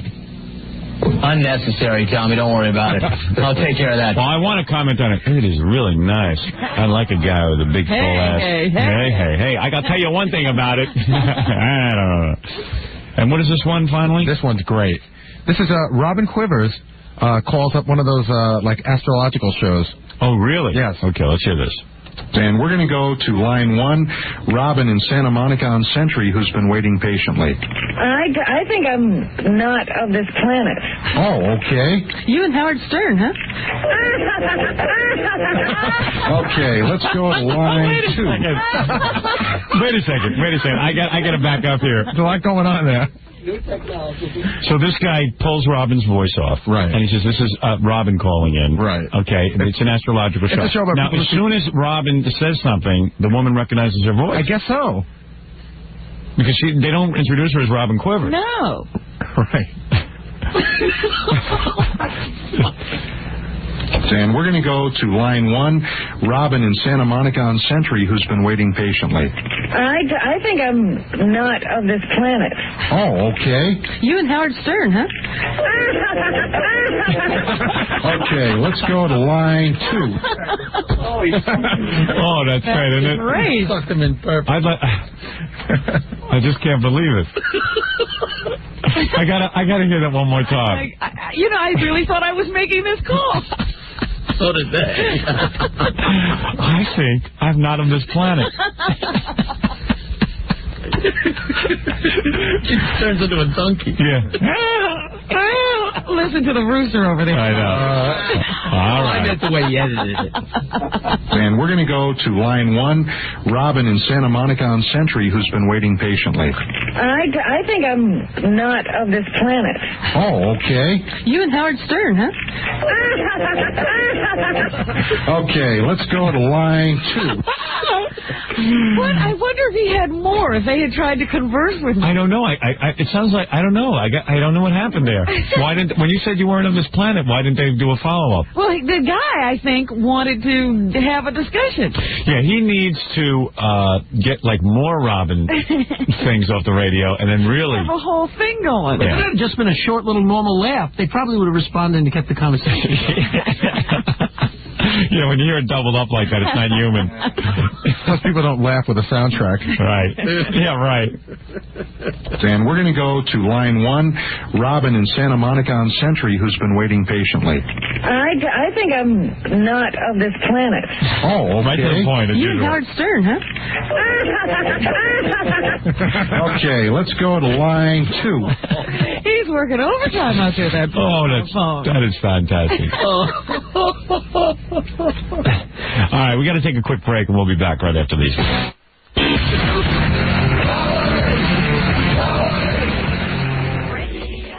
Hello. Hello, hi, it's Howard Stern. We're on the radio. Yeah, I just got. What I'm really calling Howard is because I just want to say that it wasn't nice. I'm not going to yell at you. It wasn't nice what you said about the retarded people because. You know, you really should be praying for them instead of making. I know you're making fun of Gary, but you know, retarded people aren't at all the way you portrayed them. Some of them are. Exactly. That's why I wanted to point out to you, if I may, if I may say this, so you won't be offended. See, we don't like the way the retarded are being portrayed on television. Like Meredith Baxter Burney, did you see that? Yes. Now, you tell me, you mean to tell me to portray a retarded person, does that mean all retarded people don't wear makeup and wear their shirts backwards?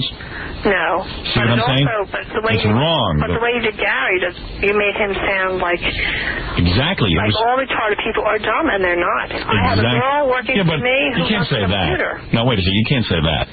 Well, we're saying the whole point of being retarded is that you're not as smart as other people.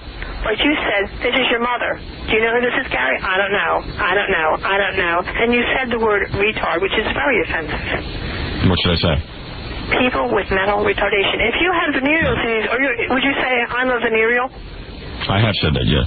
Well, you shouldn't. Well, I was a venereal. Or if somebody has a heart problem, do you call them, this is my coronary uncle, this is my uncle with a heart problem. People with mental retardation. And all we were saying is everyone who goes to Adelphi is stupid. That's all. Everybody who what? Goes to Adelphi University is stupid. We were saying people who are normal can be very stupid. But we don't want, well, it's all right. Say normal people are stupid, but don't say they're retarded because that is it's the same as the racial slur. It's like calling. Yeah, but I know you get your fame from this, and I know that you call lesbians and you call No, we're not making fun of the retarded though because we think Gary is just stupid. But the retarded, we don't. Did you ever see that movie with Sean Cassidy when they part his hair on the wrong side and they give him goofy glasses? I know that's wrong to do, but what I'm saying is... See, we're really on your side. Don't call them retards. It's very derogatory to do that. And, I mean, I was really mad yesterday. I'm a little more calmed down today. Yesterday I was screaming at poor John. I don't know who he is. Yeah, I wish we could have gotten this screaming you. Well, I mean, it would have been a lot better. I know you make your fame with that, but I'm trying to be rational here. And just, a lot of people... Hey, can I say something? We respect the retarded much more than we respect Gary, to be honest with you, and that's all we were saying. Yes, but I'm just saying that you were saying that he was retarded. Believe me, he is. Between you and me, he is. That's not funny. I'm going to have him tested. Well, I knew that the objection was to having Gary play the retarded person. Oh, I see what you're saying. No, it wasn't that. It was just that you were saying retard and you were making him out to be really dumb. And, I mean, why... Hey, what is a retard anyway? Oh, stop. No, I mean, I'm being serious. I'm asking you... No, I'm not saying this to be offensive. I'm saying what constitutes somebody who is retarded? Their IQ. IQ. there's different levels of retardation, and it depends on their IQ. If their IQ is above 90... Then Gary is retarded. Well, I don't know. There's no way. I bet you if we had him tested, his IQ would not be above 90. Well, I'm being serious. See, he functions very well. Yeah. Did he go to school? He went to Adelphi, so you can see what I'm talking But I'm about. saying he started first grade at the regular time.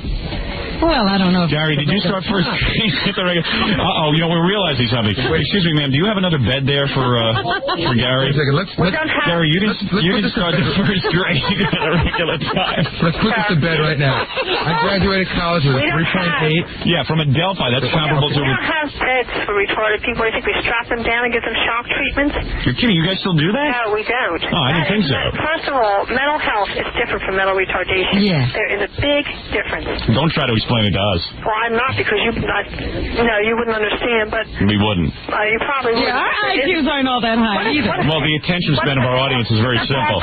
What? What's her name? Barbara. Can I talk to Barbara for just a minute? Yes, go ahead, Barbara. You don't have to. Oh, it's Robin. She just changed it. I think she's got a low IQ herself. I'd like to talk to her for a minute. Yes? She's a woman, and I know you're... Oh, so men are insensitive. Oh, a stereotype? No. Do I hear a stereotype? No. Be quiet. It's not... She sounds a little more sensitive than other few. That's just on the air. Yeah. If sensitivity, you wouldn't have done that skit in the first place. I tried to talk them out of it. Hold it a second. Satan wants to just interrupt. Howard, you're doing a great job. All right, that's it. No, I'm not. I mean, I know Howard makes the same of trying to make people look bad, but no, we really do like the retardedism. I'm being serious, and we. Tell her about we. I'm going to tell you something. Howard, let me ask you one question. Would you do this for me? I have your address, and a lot of people called me yesterday and asked me for your address, and they're going to let you know better. Now, if you would just do me one favor. Okay, go ahead. I'm nobody, but you could do it for me. You're not a nobody. Could you just say that I'm sorry if I offended anybody out there by my skit of yesterday? Could you do that for me? Okay, let me just say this. Can I just say this? Can I say this then? I will do that for you if you would be willing to do something for me. What do you want me to do? I would request that you give Gary a test for IQ. I don't do that. Mm-hmm. I give you the number to call. You would? Mm-hmm. You would have Gary tested. You would have Gary tested for us? After we're off the air, you'd have to call somebody else. We don't test people. Because if you saw Gary's mouth alone, you would redefine your standards. I'm telling you, ma'am. His mouth. It's unbelievable. I don't think Gary's retarded. Sean Cassidy was a picnic compared to Gary. Is Gary there? Gary is here, yes. Please test him. Hello. Gary? Yes. Hi. Hi, how are you? I can't. He sounds normal, and then all of a sudden you start asking him to do stuff, and he just screws it up. And then he puts a puss on, like why can't we talk to him? a hangdog face. Yeah, go ahead. And have you ever heard one of his explanations for why he can't get something? Yeah, that's the point. Gary. Yes. Are you still there? Yeah, I'm there. Listen, I know why they're doing this. I mean, I can't. Obviously, I can't have a normal person tested, and I know they think it's funny to say you're But he is okay. But I'm still saying he's not normal. But go ahead. He might be abnormal, but that doesn't mean he's retarded. He could have something wrong with his mental health. I mean, No, Fred has something wrong with his mental health. Yeah, we can tell the difference right here. Believe me, I think I got a better definition going here. I got every disease going. I would submit to any test you'd give me. Gary, you explain to this woman why you can't park Robin's car and still do your job, and then go ahead, give her the explanation, and then see if she thinks you're retarded. Because you know what it is? It's 1 minute I'm booking President Reagan, the next minute I'm at the depths of the bottom parking Robin's car. There you go. See, this is what we have to put up with. His caps alone are the size of those potholders you guys make. I swear to God. Listen.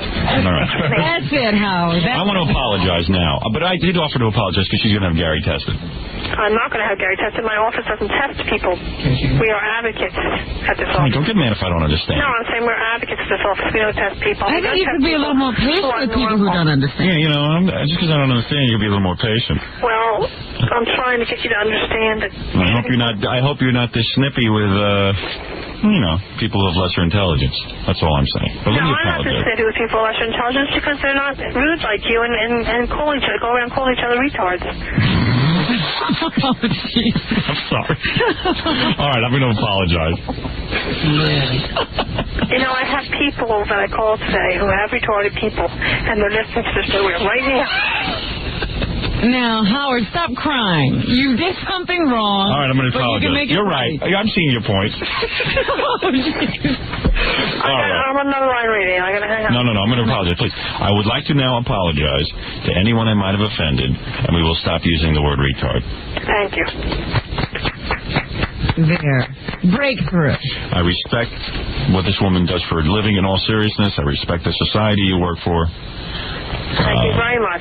I will not tell that joke about the ice cream cone for the next 25 years. All right, thank you. And I want you to understand that I'm sorry. All right, thank you. And if this apology helps at all, sometimes in the effort to do humor, I get a little carried away. Okay.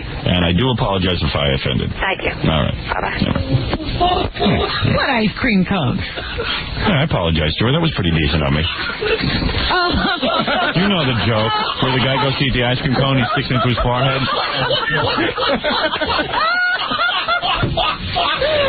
From now on we call the retarded the delabatade. No. The delabatade. It's a new word. Why don't we stop perpetuating this myth? Because there's already teeth in this. All right. Well, how old were you when you got to first grade? Yeah, how old were you? I can't remember. It was a long time ago. I don't know when you were in first grade. The average age, I guess it was either 5 or 6. I was in honors classes in high school. I was in honors social studies and honors English classes, believe it or not. You went to Uniondale. Yeah. And that's comparable to Roosevelt, where I was the valedictorian. I was on my way to be. That means nothing. I mean, he is duped into thinking he's a scholar. No, not that I'm a scholar, but I'm certainly not retarded. Yeah, he was brilliant. When he was in fourth grade when he got to first grade. You know what I mean? He was way ahead of his time. I had a 9th grade reading level in the 5th grade. Really? Yes, I did. He still does. And he still does. He reached his potential early. I see. All right, listen, Gary. No, you're doing great. All right, we'll be back right after this. Howard Stern. Here's Howard Stern. There's about 1 million hate letters that I copied into my computer about Stuttering John getting married and what a moron he is. I wanted to hear those. Well, stuff like, tell John being married is like having your feet stuck in a tub of concrete with someone throwing baseballs at you all the time. And it says, also tell him you'll never be right again. You will never win an argument again. Get prepared. Yes, just learn to say yes, dear, which is what every guy tells me they now know. The poor deluded fool, get the coat hanger now. Get rid of the kid. I just saw a segment of Absolutely Fabulous on tape, and I said, I got to show him, because he thinks his life is going to be the same after this baby is born. As a matter of fact, I got a couple of hate letters from abortion groups. Maybe I can find those now. They were writing to you, I'm sure. Yeah. They felt that I was wrong. Well, they're opposed to abortion. Oh, here's something I should mention. A woman named Ming Na Wen. You know who she is? Nope. Ming Na Wen said in a national magazine, they asked her what her favorite book was. She plays Trudy on The Single Guy. She's the chink on The Single Guy. She's a Chinese woman. I don't even know that show. She's really good. She was in ER for a season, and she was in the Joy Luck Club. Yeah, I've seen her. She's good. She's a good actress. My favorite book was Miss America by Howard Stern. Oh. He has the pulse of America in his private parts. Very good. That's great. Very nice. He interviewed Ming. Yeah, other actresses said some other stupid books and things, but actually said, what is the highlight of your year? It could be from TV, film, books, or anything. Right. Well, I like her. I like her very much. Trudy, I'm the Single Guy.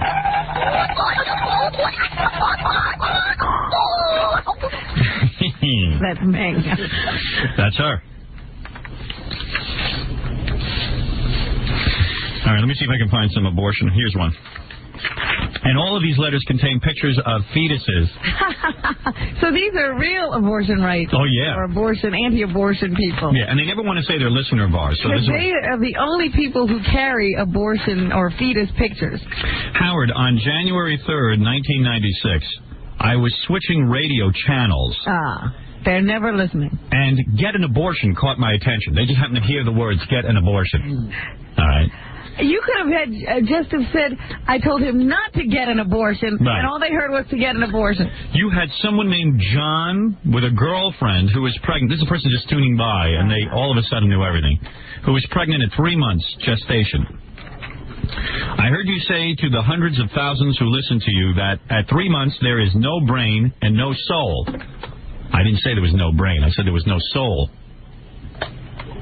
And who cares? He said it was a blood clot. It is. It's a glob. Even though John is happy and wants to marry his girlfriend, even though she and her parents are thrilled about the baby in the womb, you have the right of free speech trying to talk him out of the marriage and aborting the baby. He's upset that I have the right. But they have the right to do whatever they want. What you don't have is the right. What you don't have the right to do is quote untrue things as though they were true to your audience. After you read the medical facts about fetal development, you owe John a phone call and a clarification statement on the radio. Please do so quickly. And she even gives me her phone number. She says, feel free to call me if you have any questions. Oh, so I guess she thinks she swayed John. And then she sent me about 50 pages of, like, mangled abortions and little feet. You know, what? You know what I noticed about those? It took me a while to figure out. Yeah. People who get an abortion generally do it, you know, the first 3 months. Right. They're sending you pictures of like 8-month, 3-week-old babies. Oh, absolutely. They're sending you pictures of people who probably gave stillbirth. Right. Like, look at this. This is like a full baby. It's a full baby. But I've seen babies born. This is the size they are when they're born. That's not a fetus. You should call this woman, ask her if she wants to come on the air. Tell her I'll debate her. Give John all the facts. That's funny. And here's another one. This is from the Precious Feet organization. Oh, I love the little feet. They send you a little gold feet to show you the size of fetus feet. How big is that fetus? Dear Howard, here are the feet of your blob. Abortion is okay for stuttering John's girlfriend, correct? Even if she is 10 weeks pregnant? She has these feet growing inside of her. Evidently, she has little metal feet growing inside of her. If the feet are this well formed, can you imagine what the rest of the baby looks like? Howard, please reconsider your views. This is from a faithful fan. And then she sent a They've known that you've been into abortion all this time. How come they're writing now? And here's a baby in a garbage pail. Look at it. This is the size of my daughters when they were born. Look at the size of this thing. And they're like, yeah, it's John's abortion. That's a 3-month-old fetus. Look at that. It's like Timmy the cat. Yeah. How funny is that? So I received a lot of letters. Also, while at the birthday show, we found out that Vin Scelsa, one of the part-time disc jockeys here at the station, is I wondered if you were going to say any more about Vin. I wondered if we wanted to call him. Yes, we should call Vin. Yeah. Is this woman on the phone? It's a man, actually. Oh, it's a man. Yeah, Dale is a man. Oh, Dale is a man. I thought it was a woman. A guy. Dale, is that you? Hi, Howard. Hi, Dale. Just woke him up. Oh, all Are right. you a listener, Dale? Yeah, we're just waking up out here in California. So you're a listener? It says you just happen to be switching by the radio. You made it seem like you're not a listener. Not necessarily on a normal basis, but my son does. Oh, I see. Well, listen, I disagree with you. I believe Stuttering John is making the mistake of a lifetime. And I'm going to tell you something about abortion and why it's so great and why I'm for more abortions, not less. I believe more people should have abortions. I believe that most of these children coming into the world will never be looked after. Never. Dale. I'm listening. And I believe that most of the yahoos who scream that there shouldn't be abortion, I believe most of them are not philanthropic. Most of them don't even care about these kids. They're the same people who scream about they should cut back, there should be cuts in welfare, there should be cuts in this, there should be cuts in that. Same yahoos. Well, one of the main... What is your solution for taking care of all these unwanted children? I'll tell you right now, there's a 4-year waiting list for every unborn baby that's aborted. Wrong. How come there's so many abused and neglected children? The statistics for abused and neglected children, Howard, are across the board in poor, middle income, and higher income. There are no statistics to prove that lower income children... I didn't say that. I'm just saying that there's so many unwanted children. These children who are beaten to death, they are annoyances, they grow up to be hoodlums. They're certainly in the lower... the answer is to kill them? Yes, before they are born, and they have to be taken care of, and they grow up to rob and rape. Yes, because, abortionists usually are pro the death penalty. Yes, and you're the same people who are for the death penalty once these kids grow up. The answer is that there's a 4-year waiting list of people that are dying to get children that need them so desperately. I don't know if that's true. That's not true. They need them desperately. What do they need them Those for? black babies can't be given away.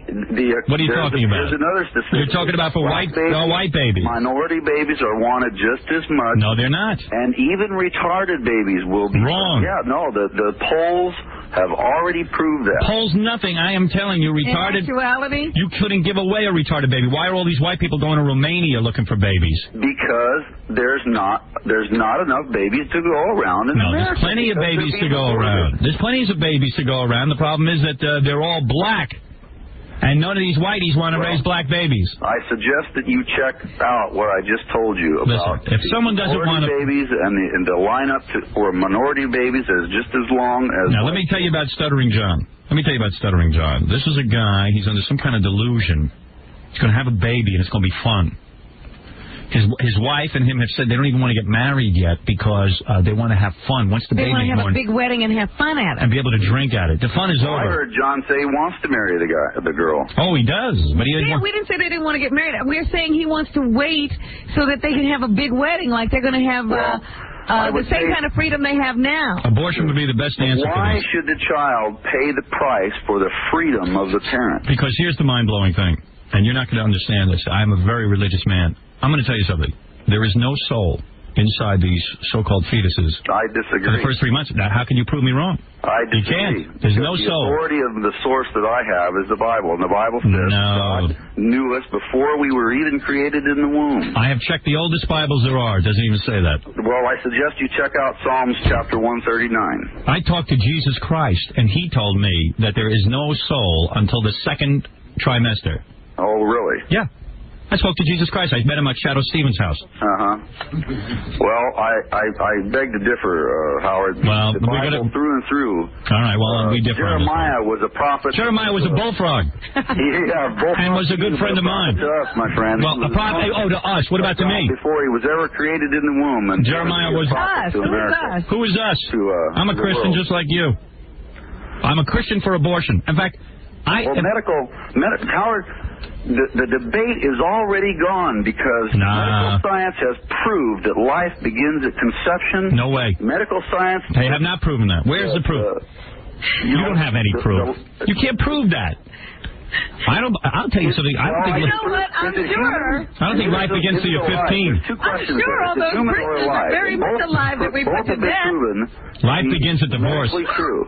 All right. Anyway, we'll never solve this problem, but I just wanted to clarify the whole situation. When you said that at 3 months the fetus there was no soul, no brainwaves, I don't think he would care whether it did or not. I never said it didn't have brainwaves. Everyone has brainwaves. Brains are like feet. You have those too. It has no brainwaves. I never said that. I said it has no soul.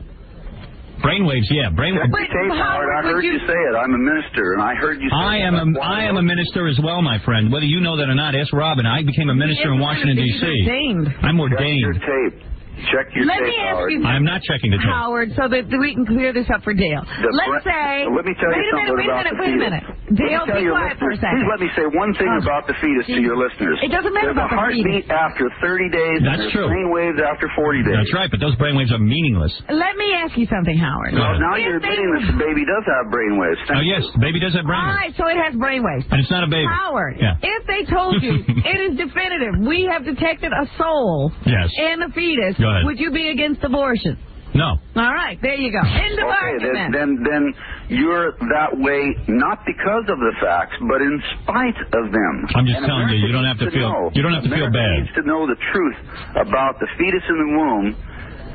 Nah, don't worry about it. All we need is more criminals running around that we have to electrocute. These kids are going to grow up. They're fatherless. They're motherless. They're devils, and they grow up and they pray. They're also the most innocent. They pray. You know what I'm talking about, there, Minister.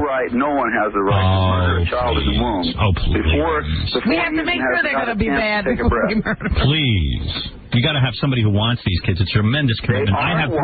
I just told you. No, they're not. I have 3 daughters. 4 years waiting list for babies. Show me that waiting list. There's no market for babies. Why do people have to go to Europe to get a baby? Yeah. That's exactly why. Because we're killing them here in America. Let me tell you about adoption. You want to know about adoption? As long as you bring it up. I love adoption. Adoption is the worst thing this country ever was plagued with. You know why? Those kids, talk to every adopted kid. They all feel unloved. And let me tell you something. There's nothing better than having your own children. Of course. And if you can't have your own, you don't really know. So if you can't have your own, just kill it, huh? No. How can you kill it if you don't have your own? Your parents got to raise you. And you got to have responsible parents. That's the answer, Minister. Let me tell you something. I agree. We need responsible parents. We need men to take their role. This adoption, Men march, whatever it was. Baloney. The phoniness. It was good for men to get that message. It's phony. Need to take responsibility for their actions. The march isn't telling you how to take responsibility. Taking responsibility is a lot more than just marching. Let me tell you something. Meanwhile, you're making it impossible to get an abortion, and you're not doing anything about these people not taking responsibility. You don't want these people having babies, believe me, Minister. You don't know what a world it'll be like. We'll be having to have executions every 15 minutes. Thank God for abortion. Secretly, I know you're innocent. They're not guilty. They're innocent, but listen, you want a society of mongrels running around? Is that what you call them? Yes. Mongrels? Mongrels. Well, I'm glad you admitted that on the air. Of course, I'll admit it anywhere. Take me somewhere to take me to a stadium, I'll admit it. These are mongrels who grow up without parents. When you grow up without parents, you're a mongrel. They're the most defenseless of mankind. Oh. Preyed upon. Of course. Sought after. Their lives are sought every single day in this country. You're dreaming. They haven't committed one single crime other than being helpless in the womb. All right. And at the mercy of their predators. Minister, you know what I'm talking about. I bet you're for. Are you for life? I know what I'm talking about because I talk about life. Are you for capital punishment? I talk about pro-life. Are you for capital punishment? We get that all the time. That question. Are you? Capital punishment. Are you for capital punishment? Are you for capital punishment? Yes or no? Crimes. Of course. So am I. Yes. Of course. Kill them. Kill them when they're adults. I say kill them before they become adults. But you don't punish the innocent, Howard. You don't punish your own. You have 3 children of your own. Of course. Of course, I'm a responsible father. Why are you telling this man to tell his girlfriend tell her to get an abortion? Because wait till you see. He loves her. He wants to marry her. She's happy. Let him do what he wants. Happy. Let him do what he wants. Why did he say anything he wants, Minister? I'm testing him to see if he's really devoted to that child. Well, you didn't say that on the air. But if I tell him that, then he knows he's being tested. All right, Minister. It's good talking to you, Minister. It's okay to talk about society, and your opinion, of course, is as good as anybody else's opinion. Listen, Minister, let me run things, okay? Trust me, I know what I'm doing. You don't want to be executing these kids who are born out of wedlock. They haven't committed a crime. How they will. Execute them? Can't you tell that they will? You're them before they commit a crime. Of course, it's called prevention. That's what you're promoting, and it's not right. Listen, I'm just saving you a lot of heartache. You want your own good kids killed by some marauding maniac who's running through the streets with a hatchet murderer because he had no real parents? No. Or crummy parents, or he didn't feel love because he got adopted? That every unborn fetus is a criminal. Yes. That's what you're saying. Potentially, yes. Saying that on the air. Potentially, yes. Unfortunately, a lot of people with parents are criminals, too. But you can't catch them. Well, those are the ones we have to execute as adults. I kind of agree with you there. Exactly. See, the Minister knows what's happening. All right, Minister, I'm reading between the lines. Thank you. You're welcome, Howard. All right, that's the Minister. Minister Dale.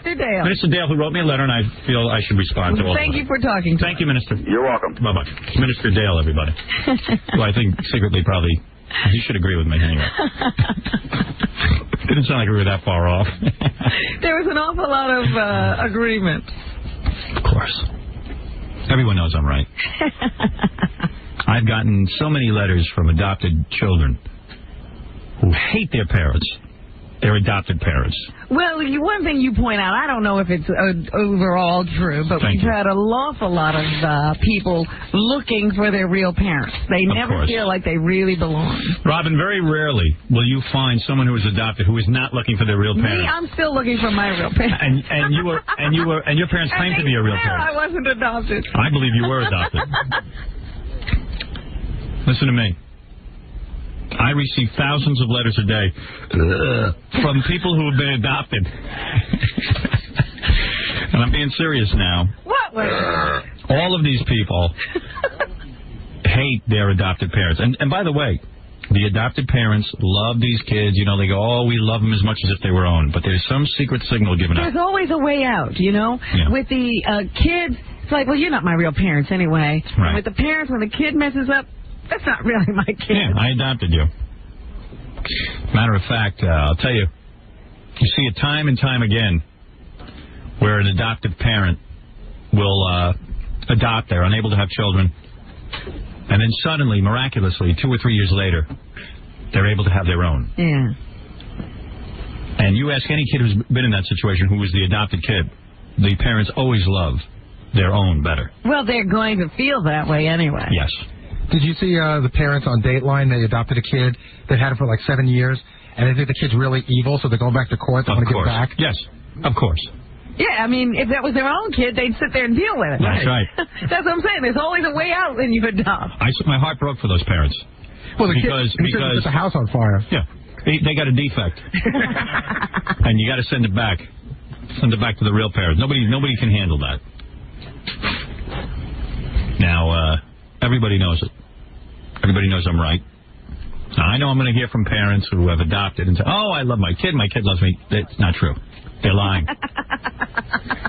They're lying. They're not aware. They're not aware, because I have letters here. I'll tell you what, I bet you I have a letter right here in my pile. I'll take a look for it. I'll read it when I get back. From a kid who says I'm right. Parents never really loved him. He knows. This is what happens. I have actual documentation right here, Robin. We don't have statistics. You just have a letter. That's right. I will go through these letters and I will find it. Back right after this. We're listening to a man who could balance the nation's budget. Well, if he wasn't so busy picking. What is it, Stuttering John? How you doing, man? Like, Ian's on the phone. Ian who? On your stupid political ideas. Who? Ian the drunk? Oh, Ian the drunk. He hasn't called in a while, so. Hey, is this Ian the drunk? No, it isn't Ian the drunk. Okay? It's just Ian. Okay? Oh, you're not drinking this morning? No. Oh, you're sober. He's not drinking while he's on the phone. Okay. What's that drug you take again?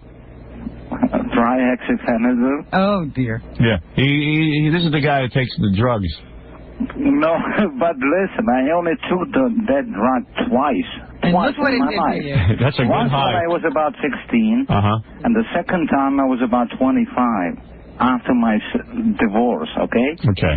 So, you cannot count me as a drug user for taking it twice in my life. I never heard of anybody taking that drug, though. That's like, I got to admit, that's pretty original. I know. We got a lot of facts about what it was, and now I can't remember. It's a medication used to treat mental patients. But Howard, listen to me, okay? Yeah. The way it happened the first time was we were competing. There were two bands in the town. It was a small town, like 15,000. Let me ask you something. Why did you call me? I never mind why you took drugs. Because I was sick and tired of you talking about your governor. I haven't talked about it in 3 months, you moron. Today you did. Yeah, today I did, and because he got sick immediately, is what he said. It was a major story. It was the third story in on the network news, not network, but the local news last night, about how they have turned me down. And they want me to financially disclose. Does that matter to you? Would you want me not to talk about that? I mean, I shouldn't address something major. Yes, because you are stupid a retard. Some kind of a meditation theory, and you mostly support President Clinton. You mostly are a Democrat. Wrong. From what I know. I voted for George Bush and Ronald Reagan the last two elections. Yes, you did. And you're going to tell me I'm a Democrat? Yes, you did. But the last election, you voted for Mr. Clinton. And I'm glad. And I'll tell you something else, you stupid freak. I'd vote for him again. He's the only guy I see that even gets off his ass. This woman, you dope. You don't even know how to think. And your own. President Gore. What don't you like? Let me hear. What don't you like about Clinton? Didn't I warn you about it? What don't you like about Clinton? Wait a minute. I want to know what he's got to say about the governor. Tippy Gore. Tippy Gore. Right. Didn't I warn you about it, that she was the one who instigated those labels on the records? Everybody knows that. Yeah. And you think you're the only one who knows that? And who do you think? But I did make a couple of phone calls. And who do you think? Before those elections, after. And who do you think instigated the FCC fines against me? You think it was Tippy Gore? No. I think so. No, you think so? Well, go back and check history. George Bush, the know-nothing, do-nothing president who sat there like a puppet head, all tired. Well, how about this Roger Ortman that I watched the whole night today on TV? Who? Answering the questions to the Senate committee. Yeah, so what? Wasn't he a jerk? Even though he was a millionaire from the Senate committee. Why am I talking politics with a guy who was on something comparable to Thorazine? I really do want to know what his problem is with your running for governor. He doesn't have a rational... I really want to know. No, I do. What is your problem with me running for governor? There was two problems. One of them is, first of all, You are not a Republican, and you are not a Democrat. No, he's a libertarian. You don't fit in any one of those two countries. All right, listen, you should go take more drugs. You don't know how to speak. You drink too much. And you're not making any sense. You're telling me a man can only run for office if he fits into a Republican or Democrat? That's your idea of democracy? That's why you don't even need the vote. Yes. You don't need the vote. You don't even vote, do you? Sometimes when you find the best people, okay, listen. If you ever listen to those hearings. Sitting all lonely, no family. His family left him. Here, Ian? Yeah, why don't you come on the show? Why don't you come down here? Let me talk to you. I want to see you. I want to see if I can talk to you without punching you in the nose. What will you do for me and what will you do for you? I'll tell you what I'll do for you. If you're lucky, I won't smack you in the head. yeah. With your losing to Neil somebody, in baseball game or basketball game that you lost to like a midget. I tell you what, would you introduce me at the press conference tomorrow? Yes. I would like to ask you to do that as a favor. I just want you to understand, okay, that between those two political parties, okay, he never Republicans and Democrats, you don't fit there, okay? So what?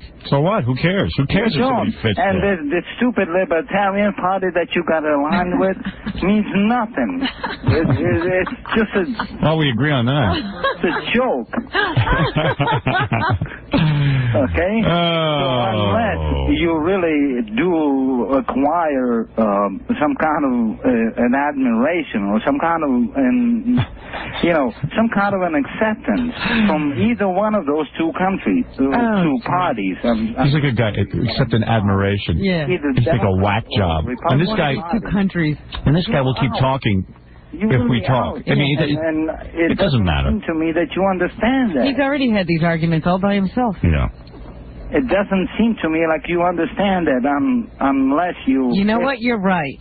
Yeah. Ian, you're right. You're right, Ian. Why don't I just go home and not do a radio show today? Because you're right. And you'll have nothing to do all day. You'll just sit there by right. You'll listen to the dead air. Right. You'll listen to... No, but I had a beautiful kind of a, You are so stupid. Your head is so empty, I hear it rattling right now. No. No matter what you think you have a deep resonant voice, that's the echo. Why don't you go back to Kamchatka, where you come from? Kamchatka. Right? You Steve. Yes, of course. Howard. Whatever you say. Whatever you say. Go back to Kamchatka. Latsky. All right, very good, Ian. That's what you have to tell me? That was a really profound thought. I should be with the Republicans or the Democrats. That wasn't what I wanted to tell you. What I wanted... You know what's going to be great? If I should drop out of the race, if my announcement tomorrow is that I'm dropping out of the race or if it's that I'm continuing on, you know what you're left with? You're left with two guys. You're left with Pataki, who no one even knows. At least me, you know. Well, at least he's going to start putting out some commercials now, so we'll have some idea who he is and what he stands for. And then Cuomo, who's done such a terrific job of ignoring you. Howard, you I don't vodka care about soaked Dracula. The political environment in New York State, okay?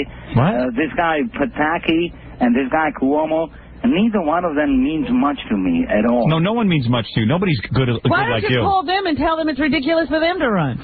No, because he gets a hold of me. And let me tell you something. I don't know much about this guy Pataki, but maybe I'll give him a shot. This is a vodka-soaked Dracula. Yeah. He knows nothing about Pataki, but he'll give him a shot. Well, I know he was a mayor of Why wouldn't you give Howard a shot? Because he can't give me a break. I'm only the guy who entertains him every morning. Yeah. Well, he doesn't want to give me a shot because, God forbid, I become governor and I'm not on the radio anymore. That's true. All the time in your life, okay? It seems to me like it's a mission in your life to put down Oliver North. Oh, here we go. Okay? Here we go. It's a mission of my life. Jumping. Well, people ask my opinion on Oliver North. I told you he's a bum, and that's the end of it. Goodbye. You know what? Why don't you just keep talking? You talk right through the commercials. Doesn't stop you. You don't care if I... Why don't you do the same thing? You don't care if I listen to you or not. I do care. No, you don't. Okay, go ahead. Sometimes I talk. I see you talk right through it. Okay, go ahead. You don't care what I have to say. No, listen, go ahead. You offer an opinion, and then you just talk anyway. You don't allow me to respond. Do you even know Howard's talking? No, he doesn't hear me. I do. Please, go ahead and tell me what you want to say. How you somehow fit in between these two parties. Somehow you want to get where you want to be, like if you really meant it seriously. Imbecile, listen to me. Now I'll respond to you. First of all, that's not the point of the story. The point of the story is I'm a guy who wants to run on a third party. And the law of financial disclosure comes into play. That's what we're here to discuss. I knew that from the beginning. You are busy with Democrats and Republicans. No one knows what you're rambling about, what you're ranting about. It's almost impossible to answer you. But I will tell you this. I wanted to be the governor of New York. I still want to be the governor of New York. I don't believe that.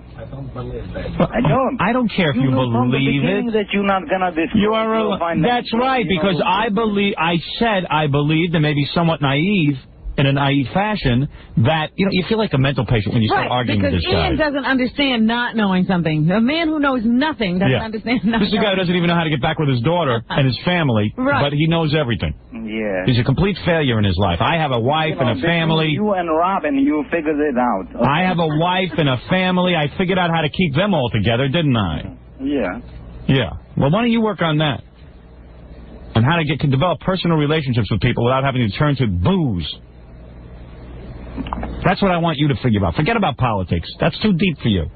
No, you have to figure out how to function on a daily basis. Do you think that ever since the first day, the day one, you announced your candidacy for that governorship of your state? Yes. You think that from the first day, I did not know and realize that you would never, reveal your financial business. No, first of all, you didn't even think about it. Number two, most candidates, you got to understand something, don't file financial disclosure. You don't know anything about it. Come on. Do you know how, what do you mean, come on? You don't let me answer a question, you old fart.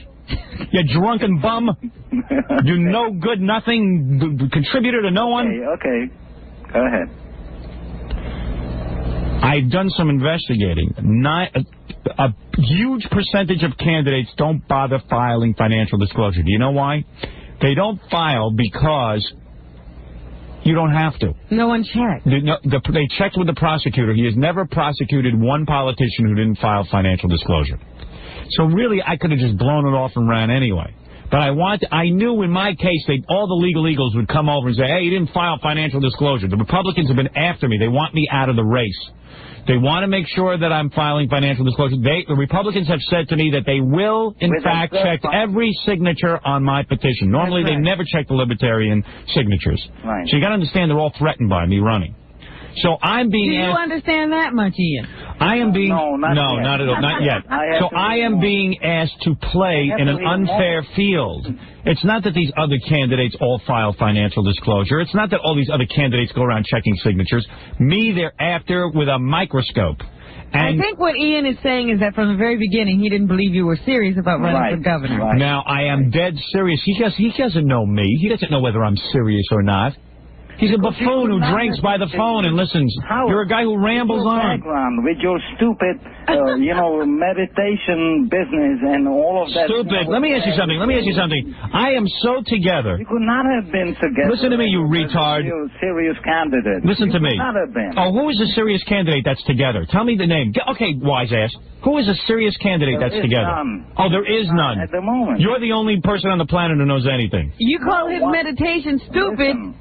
Your drinking is stupid. Yeah, you're sitting and drinking. I meditate. He can still go to work after he meditates. I relax. I close my eyes for 20 minutes and do a TM, a transcendental meditation. That's wacky. But to sit by a phone with a bottle in your hand, slugging it down, to no one, hallucinating and losing your wife and children and having no personal relationships with people, that's normal. Yeah. Oh, look who's calling who's calling the kettle black. Okay, so I would be just walking around taking welfare and living on the street or something? Yes, you're a bum. You see it? You're nothing. You're dirt. You're a skunk. Okay. You are the lowest life form. And I shouldn't even talk to you. What? But that's not the way it is. That's the way it is. You are the lowest life form. You won't even come out and meet us. You're so embarrassed by yourself. Because you probably look peculiar. To admit, there were the times when you were calling my home, not you, okay, but John. John called your home? Okay? Yeah. Call my home about asking me about becoming your friend. What? What? Now you really are hallucinating. Never happened. Stuttering John. Know what John is Stuttering John called up and said, "I need you as a friend." No, he didn't say you need me as a friend, but he said that you asked him to call me. Stuttering John, come in here. Explain to me that, I would be a good friend because I wouldn't touch you by all that other garbage that if he says he'll come down here, I'll admit, I'll say yes. Yeah, okay. All right, now you said that you would come down here if I admit that to be true? Yes. I admit that's true. Now, when are you coming? Want me to be there. All right. I need you here September 1st. After September 1st. After September 1st. I need you tomorrow for the press conference. No. I have other things that are coming up in my life. Please, Ian. You welch. Now you are a liar. Now you are a liar, as well as other things. As a Howard, skunk. please listen to me. I am willing to commit myself. I just made my word. I admitted. You didn't say there was any stipulation. Yeah, I admitted that I wanted you as my friend. Which is very difficult. No, come on. And now you. Hey, don't use this word. Not that way. But after September 1st, believe me, I have a big date on September 1st. You have a big date? I don't want to jeopardize it by, my connection with Howard Stern or, What do you got going on? Things, okay? What do you got? Understand that? What do you got going on September 1st, before September 1st? What do you got going on? Let me hear. It has something to do with a lot of money. What is a lawsuit? A lawsuit. Right. Are you suing someone? No. They're suing you. I'm being sued. For what? Well, for stupidity. Okay. Whoa. Stop it, Ian. Ian, you're using the S word now twice. I had to hit the button. Okay, I'm sorry. And you're killing me. You're killing me when you do that. But, okay, that's the way it is, okay? All right. Okay, I'm telling you, I will come to see you. I don't understand how being here would jeopardize your silly lawsuit. No, it would. Like being connected with Dominic Barbara, and all of that. It would jeopardize me. Well, that's true. All right, he's not that crazy. All right, very good, Ian. Thank you for the call. Okay. All right, bye-bye. Bye-bye. That's Ian, the lunatic. Oh, he said bye-bye. Yeah. What? I think we might have called him when we wanted to talk to him again for some reason when he hung up on us or something, but that's about it. Yeah, I know. You probably called back and said Howard wants you on the air. Yeah, right. And he got all confused. He thought you wanted to be his friend. Well, I do. I admit it. I admitted it. I'll admit anything just to get him down here. Yeah, that's what I want. I would love to see what he looks like. Yeah, so would I. I picture like a guy like Aqualung on the cover of the Jethro Tull album, like with a big huge beard and everything. But a bald guy, completely clean shaven, weighs like maybe 100 pounds. Like real skinny, like. Yeah, I think he's older though, older than we imagined. I don't know. It's just going to be whatever it is. It's going to be funnier than you could imagine. We should all draw what we think he looks like and see who wins. Okay. Yeah, that's a funny idea, right? Yeah, let's draw right now. All right.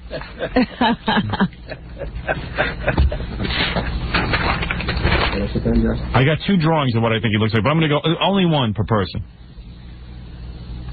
It's hard to get. Well, I don't have a piece of paper. Hold on, I'm going to draw what I think Ian looks like. Has he ever said if he has a beard or a mustache? No, he's never said anything about his looks. I'll bet your mind comes true. I've had a dream about this guy. I know what he looks like. I don't know if I can draw this. I know, it's hard to draw your image of Ian. Yeah, but...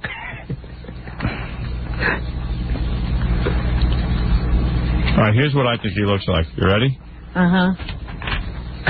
That's what I think he looks like. Man. I do. That's exactly what I think he's going to look like. That's what he looks like, though. That's what I think he looks like. Yeah, except his head's skinnier. This is a little too round. It's like bald with like a crater skull, and like you see outline of a skull, and you can almost see the skull through the skin. Like blue veins running down the side of his head. I think he might have some hair on the sides though. Like yeah, maybe. See, that's what I think. I put some hair. I put some hair. I put some hair. Bald spot. Let me see what you look. Look how we all have the same vision of what he looks like. Robbins is identical to mine. But I think he has those little square glasses. Oh, I don't know about. I don't think he wears glasses. You don't? No. I think he does. I think real Coke bottle glasses. You know what this reminds me of? In the movie E.T. the Extraterrestrial. I couldn't make him as ugly as I picture him. I picture him big and fat with a little tiny head with a lot of hair. But Robin and I drew the same picture. Isn't that weird? That's scary. Oh, look at this. This is what Jackie thinks he looks like. What's it? Now this is so funny. That's a picture of Gary. Taking Tony from Gary. Only have one shirt. And here is what Fred thinks he looks like. And Fred, similar to what you guys. Fred just put he put a goatee on there, but Fred thinks. I was going to draw a real cheesy shirt on him, but I didn't have enough. Look how Fred draws. He have an antenna coming out of his head. You know, it's like those this guy's not from Mars like it's you. Like 3 little hairs. Yeah. Oh, that's hair. I see. You know, those little hairs that stick up. I like the collar you drew on Ian. Well, the rest of the shirt would probably look like that too. It's like an old cheesy shirt. Right. That actually draws pretty good though. Fred's very artistic. But look at these 3 pictures. Aside from Jackie's goofy picture, you hold up yours, Robin. Oh, what? Yeah, look. Those are very similar. Yeah. All very similar. Very We similar. all have him as bald. Bald and cratered eyes and. We should just find out if he's bald. Yeah. Get him on the phone. Nobody sees him with hair. Answer that. I don't have to answer. Let your imagination go wild. Stupid question. Because I imagine him sitting there in his underwear when he does. Yeah, right. With a bottle of vodka. Yeah, me too. Oh, bottle of vodka. Like a shot glass. Yeah, like a little shot glass and like maybe a piece of toast and jam by the side. Just Right, I don't think there's much in the room besides a bed. Yeah. And a hot plate, maybe. His belly's all hairy and, you know. Yeah. Everything's got spots all over because, you know, the food and the beer and whatever. A muscle T-shirt, like a white muscle T-shirt. Yeah, but his belly's sticking through. Or maybe he has no hair on his body. It's like a plucked chicken. All right, I got to take a break. We'll be back right after these words. We were just talking to Ian on the phone. We were guessing what he looked like. Hey, Ian, just do me one quick favor. I don't have time to talk to you for a long time. Just do me a quick favor. Okay. Do you have hair? Half. Yeah, right. You're bald, aren't you? Yeah, I am. I knew it. I'm telling you, all 3. But not quite, not like, Scott or, not that way. You have a couple of hairs on top. No, not even that. You have some on the side. No, I do have a lot of hair on top, but not quite, to. It's like a lot of hair. You have like peach fuzz? No, he probably has like kind of like Phil Collins, like hair in the back, in the front. It's No, kind of bald. not even Phil Collins. No way. I didn't get that far. Not yet. Oh, wait a minute. Maybe one day I'll be there. Yeah, well, not yet. All right, I know what he's got. He's got very thin hair on the top. Well, Robin, Fred, and I drew a picture of you, and all of the pictures look identical in our minds. We're thinking this is like an extraterrestrial experience. Extraterrestrial. Listen, can I tell you something? I never visited any one of those hair places. Do you have a forehead the size of Siberia? That's what I pictured. Yes, I do. Yeah, a big head and like big eyes like that. But you kind of, are you real skinny? Well, I am 5'8". Yeah, a little. I weigh about 155, 160. I am telling you, my picture, I think, is going to come true. And can you see like the veins on the side of your head? Veins? Yeah. I never saw those. Oh, you got to come down here. Yeah, we have to see what you look like. What color do you think his hair is? I'd say like it's that like blonde. Yeah, I see like dirty, sandy blonde. Yeah, I had him with black hair for some reason. Blonde, without any question. No, I see him very fair. Like he doesn't have a lot of body hair or a lot of facial hair. Well, ask him about his facial hair. Do you have facial hair? Of course. No, I mean, do you have a mustache and a beard or Yeah, I something? wear a mustache, but that's it. A mustache. I shave myself every day. Good for you. Literally, okay? To get rid of the other hair, okay? All right, thank you. That only mustache, survive. All right, thanks. I just wanted to know that. I don't have time to get into a long conversation. I am 3 feet tall with one bloodshot eye in the middle of my forehead. I am from Rigel 7, and I can fly under my own vodka-induced power. I'm an Aries. I like walks in the woods, and I can turn into a pigeon at night. All right, Ian, thank you. No, but listen. Oh, he's not going to let me off. No, now he's not going to say I'm not going to let you off on this one, okay? You got a good segment out of this, didn't you? Yes. You're terrific. No, honestly. You're in show business. Okay? All right. You're thinking about what I look like, and all. All right, Ian, I got to go. Thank you. All right. Go drink. See, now he's saying he should be a sidekick. Yeah. Because look at what he inspired. If anything ever happens to Robin, you will be my sidekick. All right? Like I have a wish to be. Oh, you do. Yeah. You dream about it every day. Dream. You dream of it. Everything I dreamed about. It is. To be your sidekick, right? You win the award, okay? You're the best guest. All right? Okay. Go drink a Stoli. Bye-bye. Bye-bye. There you are. Salud, my friend. Salud. I am of another planet. I am green with purple lesions all over me. I believe it. I lay in a chair and fan myself because I can't afford the fan. I bought some Johnny Walker with the money. Sweaty little mastermind that calls the show and debates you because you don't know, you don't take this seriously. You meditate with this silly meditation, but you don't even know. I know, you never know. You never know anything. He knows everything. He's in a stupor and he knows everything. You don't even know. Because a man took medication twice in his life. You can't say, it does not make me a drug addict. A drug taker. A drug taker. You can't call me a drug taker. Dracula. It's like the new Dracula. See, if we had the old TV show where we used to do sketches, I would just have him in and play Dracula. Put him in one of those black caves. Yeah. And just let him talk. We'd all have a script, but he'd just talk. That's right. He'd just say whatever he would come to his mind. Look into my eyes. I went to the bathroom Monday. I better go change my pants. Right. Thank you. All right. We'll be back right after this. Andrew Dice Clay, what about him? What do you think of him? What do I think about him? He's a devil, just like the rest of you white people are devils. Why do you listen, I'm gonna give you something that's trivial, Andrew Dice Clay. You know what? Listen, you take this back to your media. The whole white world is in danger and is gonna be overthrown by Jesus Christ. Your entire political system is gonna be overthrown by Jesus Christ by the year 2000. The whole white world is gonna be destroyed by Jesus Christ and the angels before the year 2000. What do you think of Kathy Lee Gifford? Listen, the whole white world, all of your politicians, all of your newscasters, all of your political people, your politicians, the rich ones of you, your elite, the elite so-called white people, and your rich families, your whole system is going to be overthrown. So don't about Rosie O'Donnell. Don't ask me about one particular white individual. About Howard Stern. Okay, listen. I said the whole white. Do you understand words in English? The whole white world is gonna overthrow. So don't ask me about one particular individual. Your whole world is gonna be overthrown. Don't ask me about Bill Clinton. Don't ask me about Governor. White people have no intelligence. They stupid. They don't have no intelligence whatsoever. What do you think about Howard Stern?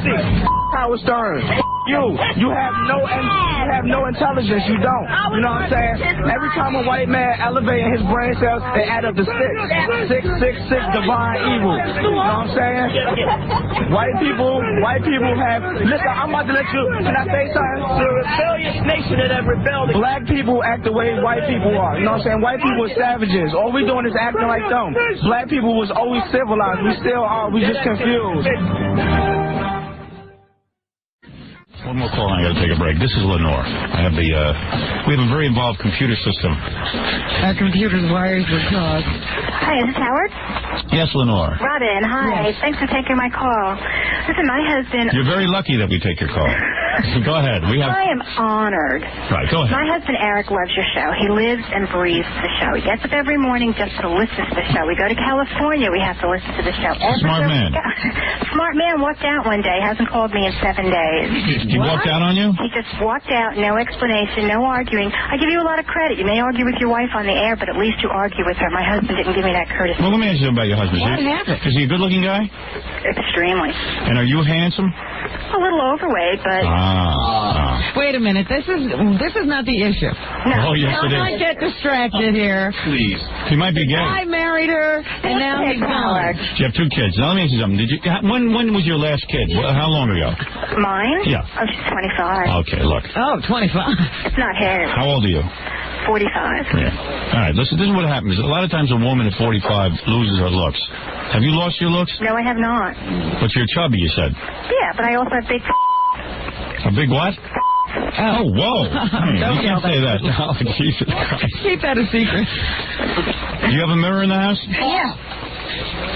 Yeah. Listen to me. What?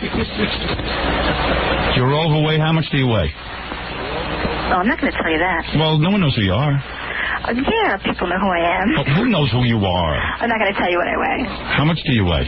Just about 200. Oh, my. Well, that's why you left. It is not why. Let me tell you How long have you been 200? He stayed all that time. I was probably over cheating. 200 when he married me. Oh, you were? Yes. Oh, I see. Yes. You've been chubby your whole marriage. Yes. Hey, maybe your husband's out food shopping for the last 7 days. No. Did he take his clothes? No, all of his clothes are here. Ooh, he Everything really is here. He's self-employed. The business is run out of the house. Maybe he's dead. No, he's not dead. How do you know? You know he's alive. I've seen him. You have seen him. What's he I have doing? seen him. He just doesn't, And what did you say to him? Nothing. He wouldn't talk to me. Wait a minute. You were fine one day, and then he just didn't come home. Yeah, we were up in Long Island over the weekend having a great old time. And then Monday morning he walked out the door and he didn't come home. And sex was the same as it had always been? Absolutely great. Practically none. No, absolutely great. Well, I'm sad for you, but why are you calling me with this? Make a play for him to come home. Oh, I see. He's not You coming want him home. back after he did that? I want to She's know desperate. why. Who else is going to live with her? Oh, Jesus. I am amazed at women. Let me ask you something. If I weighed 200 pounds, I'll tell you what I would do. If I was a woman. How tall are you? 5'6". Okay, look. I'm going to tell you something. You're 100 pounds overweight. I know. I'm serious. You should be half of what you are. I know. Stop it, but, Howard. you know, It's true. people sometimes have reasons why they're overweight too, Howard. All right, listen to me. What? Your reason for being overweight is that you took your husband for granted. I did not. Now, I'm going to tell you something. You work for a living? No, I'm not. You sit home all day. No, I'm on disability. I can't work. Disability at 45 years old? What's wrong with you? Many things. What? You have back problem? What? What, a back problem? No, I have total knee replacement. Yeah, you know why? Why? Because you weigh 200 pounds. No. Of course you have problems. You think your Car knees... accident, Howard. Oh, please. Please. I was in a bad car accident. Please. Yeah, what else is wrong with you? I have herniated discs in my neck and stuff. Okay, all right. Listen to me. What? I wish you had a herniated mouth. You wouldn't eat so much. I don't eat that much. You should call a magician and have him cut you in half. I'll give you a name of one, Neil Drake. Neil Drake? He's got the machine to cut you in He half. cut you the wrong way. Yeah. So you have a lot of disabilities. Mm-hmm. You know, her arm is sore from eating. It's a disability. His eating elbow. Right. His eater's elbow. I'm sorry. I didn't mean that. Right. Yes, you did. All right. Anyway, listen to me. Yeah. If you cared about your husband, you reshape yourself. And I'm going to tell you what. How big are your breasts?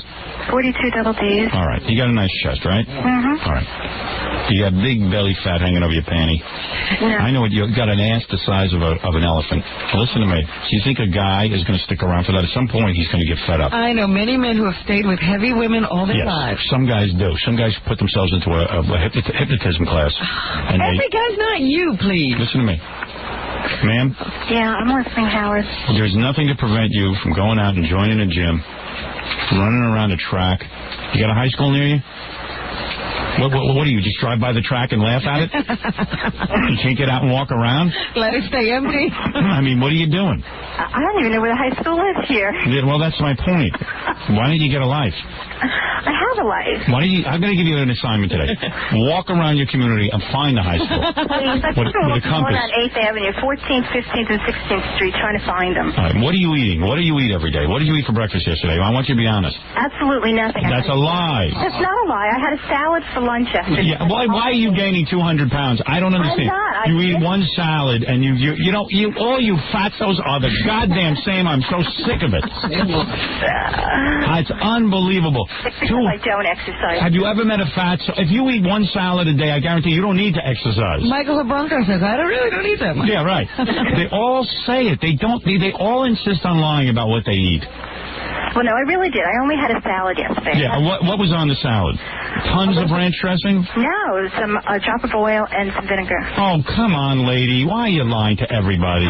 That's what I ate. I mean, the That's it. You had one salad. You didn't eat dinner. You didn't eat breakfast. You didn't have any snacks. No, I'm too Nothing. stressed. No. You had one salad. One salad.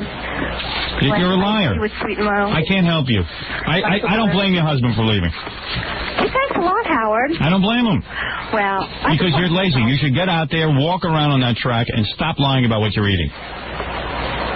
That's my advice. Well, if he talked to you, he would tell you that I don't eat a lot. He knows I don't eat a lot. He knows I just don't exercise. I don't care. I don't care if you sat still the entire day. And only ate salad. And if you ate one salad a day, you would be thin. Howard, we don't eat anything in this house except shrimp.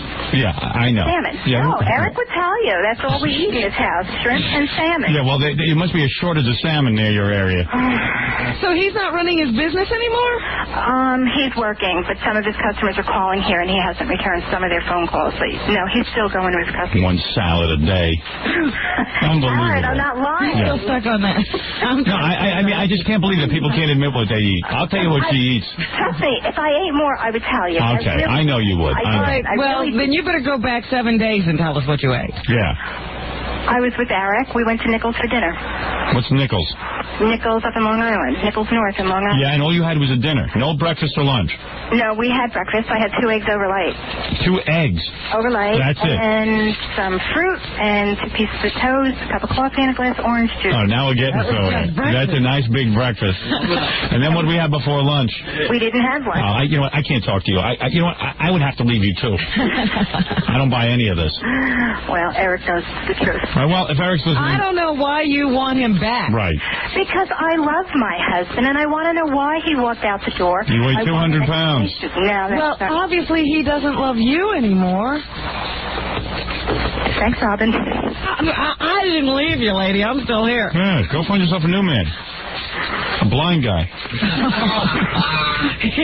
Eric, why don't you call in? I'll solve this for you. Thanks, Howard. I'll convince him to go back with you. You'll be miserable. Thanks, Howard. Eric, call in. Bye. Eric. I mean, I try to ask a woman, how'd you get up to 200 pounds? Oh, I have a salad. Salad. Imagine a salad. One salad. They'll always tell you about the last light meal they remember. Yeah, salad. She's in a coma from all the other food she ate. As we speak, she's headed for the refrigerator. That conversation made her hungry. She probably called from the refrigerator. She probably has a phone built into it. What? From inside the refrigerator she was calling. Help, I'm stuck. My husband left me and I'm caught inside the refrigerator. Most people call that a problem. Right. We're going to take a break. I'll come back. I have more phone calls to get to.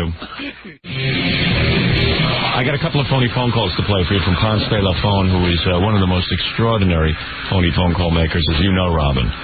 Ponce de la Phone. He's a master. Ponce de la Phone never comes on the air with us. He always just sends in his phone calls, doesn't he?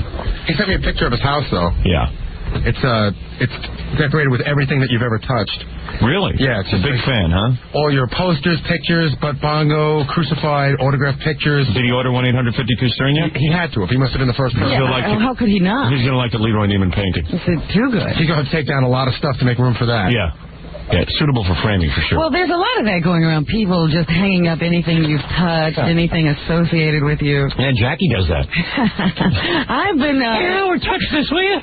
I'll take it home. Yeah. I've been advocating that you start putting a few more things out. There you go. For the people. No, I don't think so. I think one item every couple of years. Well, I was thinking of a different kind of thing, you know. Yeah. We could take like... Your toilet tissue. No, I would like people to touch me. You could take like your Pope outfit from Philadelphia and we can cut it into swatches and frame it. There you go. No. That's the kind of thing you want to leave whole. So, you know, you can have like the Elvis tour. You know, this was Elvis's musical period. Yeah, we're working on that. So this is Howard's Pope period. Hey, why don't I put together a traveling little museum? This is in his convict stage. Yes. This is when Howard ate peanut butter and celery sandwiches.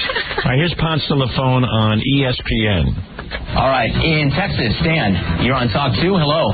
Yeah, what are your thoughts on Howard Stern's penis? I think it's great, and I think you need a job. Who is that? That's ESPN. Who knows? I think you need a job. I think that guy needs a job. Ponce de Leon on Donahue. Posner Donahue. That's where Donahue does that show, I guess. It's CNBC. Yeah, right. And right now, we'll talk with Pasadena, California. Thanks for waiting. Hi, Phil. Hi.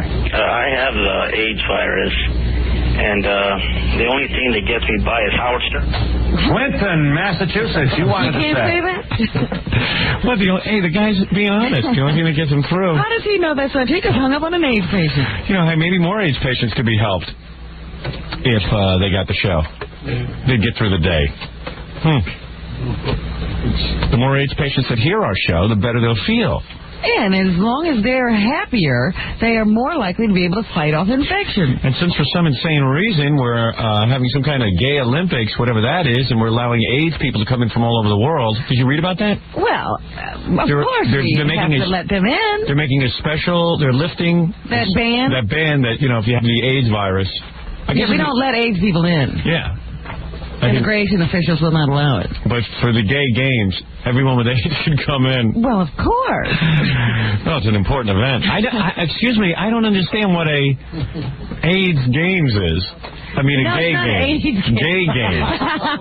What is that? That's the Gay Olympics. Now, I don't understand why they have to have their own Special Olympics. Yeah. Aren't they represented in the other? I guess not. Well, you tell me the figure skaters.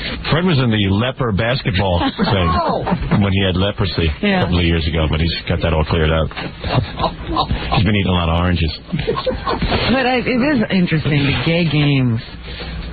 Yeah. The gay games. What is that? You really have world-class athletes in the gay game. Yeah, I mean, what is that?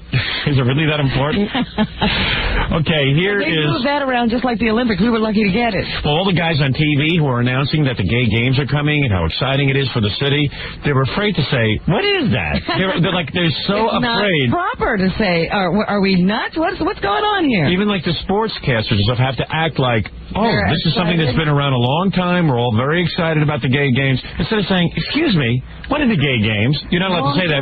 It's Gay Game 6, fellas. Yeah, because then you'll be perceived as not politically correct. Have they said how much revenue it's going to bring? Yeah, they're just saying that it's going to be good for the city, that there's a lot of revenue. Bring a lot of money in? I don't know. I can't imagine. A lot of discretionary income in the gay community. Yeah, so we make a lot of jewelry. All right, here we go. Ponce de Leon. This one is a psychiatrist show. You call in these two psychiatrists with your problems. All right, there you go. Well, Ponce de Leon's on the right line. I want to know why I'm not getting any of these shows. Where is everyone getting these shows? What is in my cable? The satellite dish. I guess so. Let's take Norris here. Norris? Yes. Fine, thank you. Very interesting name. Where are you from originally? Oh, Amber. Oh, very good. You're born and raised, huh? Yes. 10, 20, 60. Yes. Sounds like a formula here. What area would you like to talk about? Well, just life in general, 'cause I'm having a real hard time right now. What's the most difficult for you at this time? I lost my mother in the earthquake, and I'm having a real hard time. Oh, God bless sorry. you, my friend. Was she in one of the houses? Yes. Oh, I'm so sorry.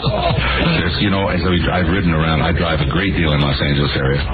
The fact there was only 60-some-odd people that were killed is overwhelming. Yeah, it's really comforting. Poor Norris. Let's go on. Yeah, you were one of the lucky lottery winners. Yeah. Poor Norris. Seems like they should be into the thousands or into the hundreds anyway. But I'm very, very sorry for that. And you had a good relationship with her? Yeah, very good. How wonderful you've had that. Yeah, but every time there's an aftershock, I just think. I know it's like, hey, wake up. Now, wait a minute here. You know. Well, you've got to get up. You want to do what she would be the happiest having you do, which would remember her in a positive, pleasant, ongoing way and live your life to the fullest in her memory. And the worst thing about it is that my mother won't be able to see Howard Stern's new video. I beg your pardon? Hello? Howard Stern's video? Yes. She won't be able to see it now. Oh, well. Okay. And I don't know. I'm a big fan, and that's really bugging me. Well, you know, maybe she's looking anyway. Who knows? I hope so. Okay, Kat, what do you got for this gentleman here? Norris. Yes. How do you hide your sensitivity? Through Baba Booey. Through? Through what? Oh, this is Sorry, we've been disconnected. We're going to go ahead and take the next call. This is a disaster. True Baba Booey. What did she ask him? How do you hide your sensitivity? I channeled through Baba Booey. How do you... Listen to these questions. How do you hide your sensitivity? Here's a guy who called up to talk about his mother dying, and they're going to quiz him. Yeah. Okay, and now let's move on to another question. How do you hide your sensitivity? You a-hole. My mother just died. She won't get to see Howard Stern's new video. Yeah, she won't get to see the backstage material. Or get the Leroy Neiman poster, which will be limited. God, that's a great one. That's a great Norris. But just imagine the people who really need help who call those two. Want to hear it again? Oh, they're incredible. Those are the two most clueless hosts of all time. I know. It's like, It was so funny because when he said... You said it the first time they cut him off. Someone in the control room cut him off, and then they put him back on. But it was amazing to me. The guy says, my mother died in the earthquake. And the guy goes, yeah, I drive around a lot. I was like, oh, yeah, right. Thank you. Yeah, lucky I'm not dead. I drive around a lot. Hey, I lived and I drive around a ton. Anybody want to hear that again, or am I just being self-indulgent? No, it's wonderful. All right. There's a lot going on. Obviously, the reference to Norris, Fred Norris. I love that. Yeah. Unusual name. Unusual name. That's what we've been saying for years. Fred Norris. Let's take Norris here. Norris. Hello, Norris? Yes. All right, thank you. Very interesting name. Where are you from originally? Oh, Ambra. Oh, very good. You're born and raised, huh? Yes. 10, 20, 60. Yes. Sounds like a formula here. What area would you like to talk about? Well, just life in general. I'm having a real hard time right now. What's the most difficult for you at this time? I love that voice they put on. That's why I can't go to a shrink. I can't handle that. What's the most difficult? Is that just TV shrinks or? Yeah, these are not the best people I've ever heard doing the job, Howard. But every TV shrink is like that. What? Yeah, you don't want to go to a TV person. Yeah, I refuse to go to a shrink on TV. If you're on TV, I'm not going to you. I lost my mother in the earthquake, and I'm having a real hard time. Was she in one of the houses? Yes. Oh, I'm so sorry. You know, as I've ridden around, I drive a great deal in Los Angeles area. The fact that there was only 60-some odd people that were killed is overwhelming. There seems like it should be into the thousands or into the hundreds anyway. But I'm very, very sorry for that. And you had a good relationship with her? Yeah, very good. How wonderful you've had that. Yeah, but every time there's an aftershock, I just think. I know it's like, hey, wake up. Now, wait a minute here. You know, well, you've got to get up. You want to do what she would be the happiest having you do. Remember her in a positive, pleasant, ongoing way and live your life to the fullest. Well, thanks. I feel much better. That problem's taken care of. Now let's go on.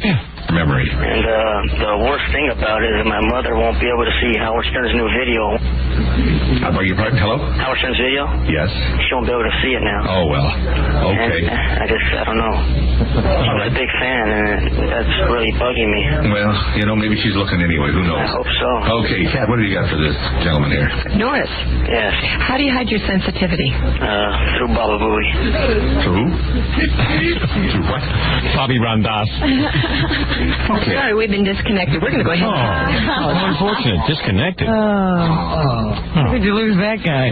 That was the best call you had all day. Because the guy lost his mother. He's broken up because he won't get the Howard Stern video. And we're asking him how he hides his sensitivity. Yeah, keep going with the Howard Stern thing. I think he hides his sensitivity from saying stuff like that. Mom's dead. She won't get to see the Howard Stern video. Now, if you really were a psychiatrist, wouldn't you want to investigate someone who makes these calls? Yeah. But they just cut him off. All right, let's get into the whole psychiatric problem of calling shows and making funny phone calls as an adult. Why don't you get out of this, Norris? Yeah, right. Norris, why don't you lay down on the couch and let's really get into this. Let's dissect your personality. What happens to your personality? That's why those shows don't do well in the ratings. They had a winner on the phone. Yeah. She said, listen, obviously you're an a-hole. You're making jokes about the earthquake, your mother, the Howard Stern video. Really die, did she, Norris? Yeah. Let's talk about how old are you, Norris? How exactly old are you? It's gonna be great. Right. He is a psychiatric, what they call prototype. They study him. Right. He's a test case. He's a chapter, right. Patient zero. That's right. Patient zero. What is that guy? Co-host. Yeah. They should get him in live. Let him lay down on the couch and discuss his problem. They wouldn't know a ratings grabber if it bit him on the butt. That's why we're successful. Yeah. This one is a Star Trek show. They all talk about Star Trek, and in fact, the host brags to him during the phone call that one of the people from, what's the newest Star Trek, The Next Generation? Yeah. One of the people from that show is usually a guest host, but he's away on a symposium this weekend. Oh, a symposium. So this is the Star Trek show. Right. Star Trek, like groupies, like sometimes when I read Prodigy, and I get Prodigy, they have a Star Trek bulletin board where people can write to each other about Star Trek. Yes. The old Star Trek bulletin board. They got the new Star Trek. You ever read that one? And they all think that they're scientists because they watch Star Trek. They even have symposiums. Yeah, and they talk in the logic of the show. Yeah, right. They think they're Mr. Data. Are they two different camps? Like, do the people like the new one? Or Yeah, there's a certain amount of that. Some people love both. A snobbery? Yeah. There's a whole thing going on. The best was I guess it was last year before, they had one of those conventions. Yeah. And at the convention, they were going to be teaching the language of the Klingon. Yeah. The whole language they create. Yeah, I know. That sounds like a total waste of time. And then they teach you a whole language. It's like studying Spanish. You got to take a test and the whole thing. And then they even have I noticed they argue with each other, the Star Trek people. Like, they're even mad at the people who recently started writing into the Star Trek bulletin board as opposed to the old-timers who started the Star Trek bulletin board. Like, only the people who knew about it first rate. Yeah. Somebody sent us a videotape of, what's her name? Uhura? Yeah. Uhura. Of giving a talk. Yeah. I am telling you, it had to be... She thinks she's Uhura. It had to be 1,000 people. Yeah. There was a couple of people. Yeah, and also, she thinks she's Uhura. I mean, she starts talking about, how we can bring the planets together and how we have to stop fighting and... As long as she doesn't sing some of that wacky music. Right. Ooh, what was that song she used to sing to Captain Kirk? Ooh. Captain, you are my captain. Let's search the planets high and low. Ooh.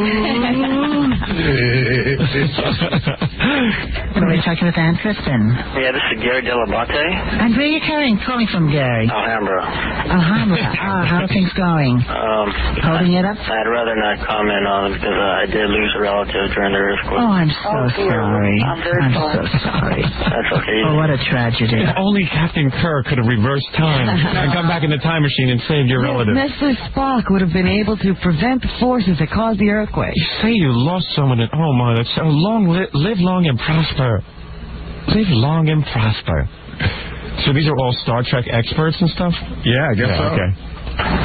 Oh, my God. I'm afraid that we forget about that part of it. We try to forget about it because it's almost too painful. Listen to this. I'm afraid we forget about that. I didn't forget about that. I'm afraid we forget about it. We only think about the fun aspects of the earthquake. To look at and to think about. Captain Kirk experienced a similar problem in the third episode. I don't know if you remember. He was on a planet, and they experienced something similar to an earthquake. They don't call it an earthquake on Zoran. They call it a Mubapto interference relay. And Captain Kirk dealt with his grief. Of course, he didn't lose a close relative. He lost some aliens he was in charge of. But he dealt with it in a way. He dealt with it in a beautiful tea ceremony that was popularized on Zorn. On the planet Zorn. Captain Kirk lost a son in one of the Star Trek movies. Yes. And he never got a chance to mourn. Yeah, call us in. Taking the time. Call us if you remember that episode and if you felt that Captain Kirk handled his grief in a positive manner. I must tell you that Captain Kirk was especially depressed when he lost a green person on the show. Was your relative green like this person? Well, no, actually, she wasn't green.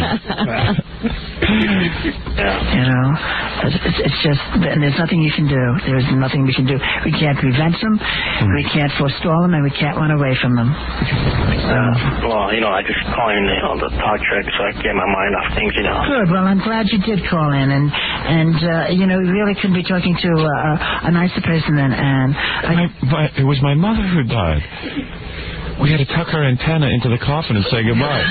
Oh, so your mother was an alien? Yes, yeah. Of course, we're a Star Trek fan. Isn't it possible to send my mother to that same planet that that Mr. Spock landed on when he died? Yeah, was there any truth to that? He rejuvenated. Of course, it was painful watching him grow up again, but at least we had Mr. Spock back, and he did grow at a rather rapid rate. That's right. He was almost back to normal in a couple of days. According to my figures, if we went to the Doomsday Planet, Mom could be regenerated in a total of 2 years. That's no time at all. Because her books show her extreme sensitivity and understanding of people. There is, especially, I think especially so in Yesterday's Sun. That was, I felt, a hard story to write because Spock was so terribly reserved and this boy was reaching out. It was fascinating. What is she talking about? I don't know. She's talking about some woman named Anne something or other who writes some Star Trek books. So now she's onto this. Oh, I see. In other words, the reason that this man can cope is that he could read the Star Trek books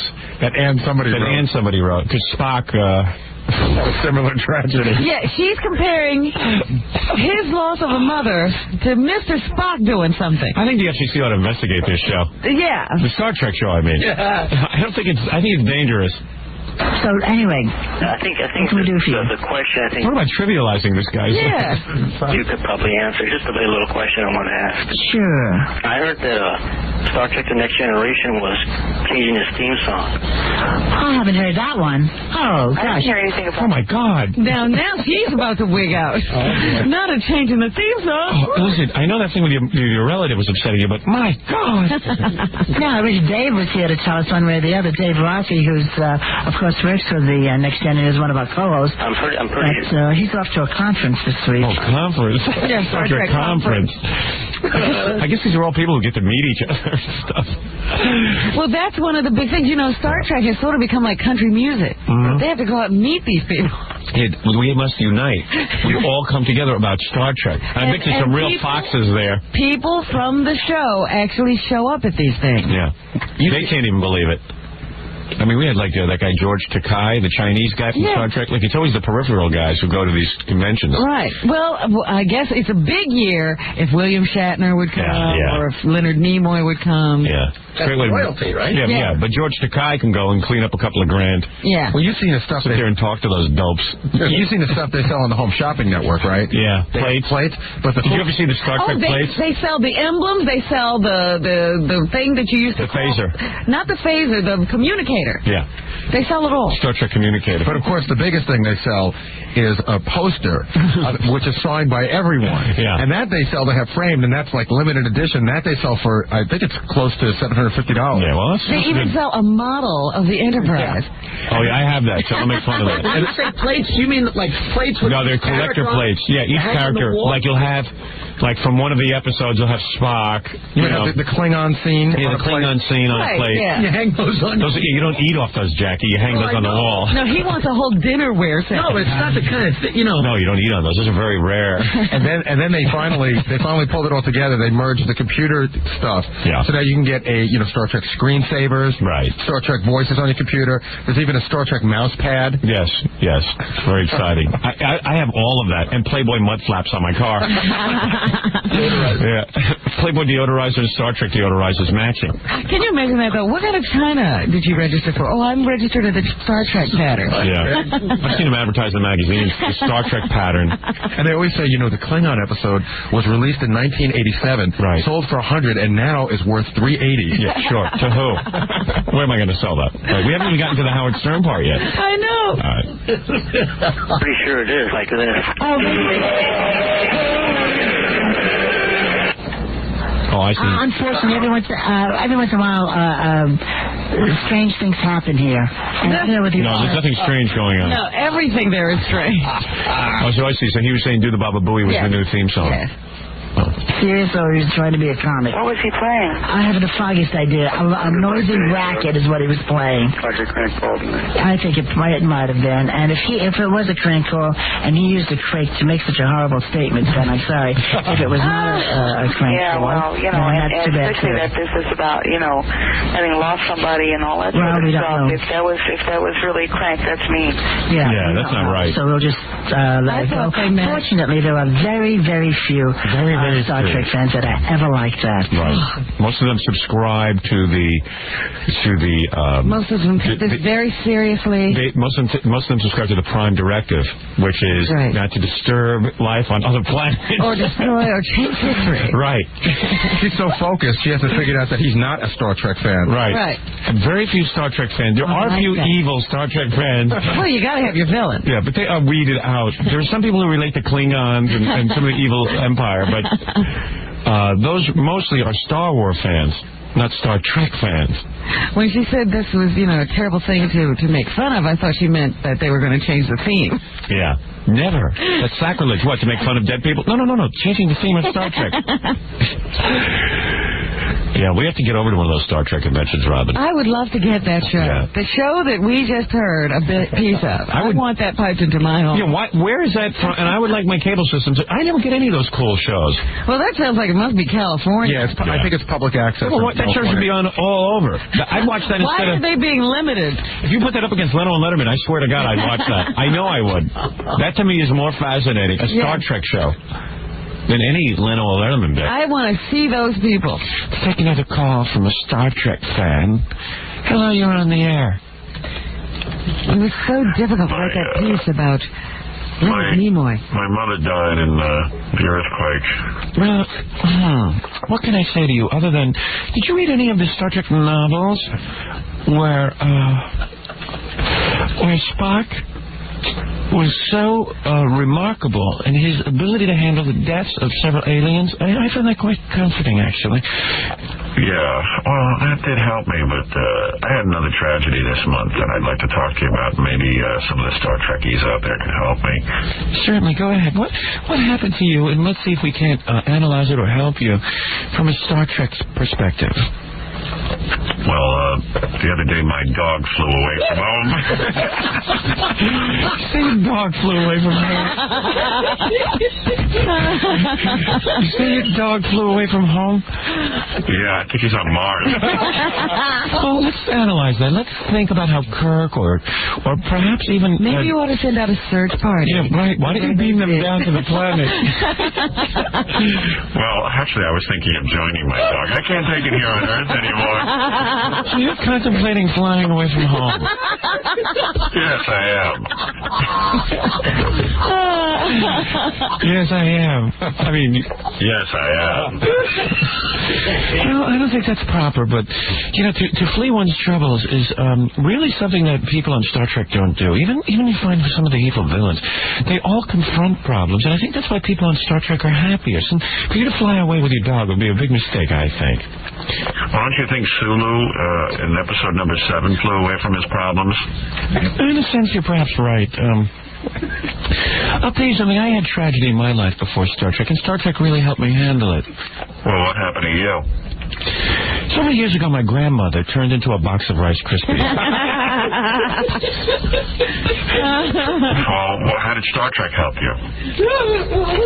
Well, to tell you the truth, in episode, was it 9 or 10, where Spock turns to William Shatner, of course, and they ought to lock up the whole lot of the whole gaggle of Star Trek. Call a Star Trek convention and then fill up the wagons. If you get Prodigy, there's really, I have Prodigy, and there's really no reason for me to have Prodigy. I'm not sure why I have it, but I read people going back and forth. They're Star Trek fans, and they just write back and forth to each other on the bulletin board. Do you get Prodigy? No. You ought to get that. I get CompuServe. Yeah.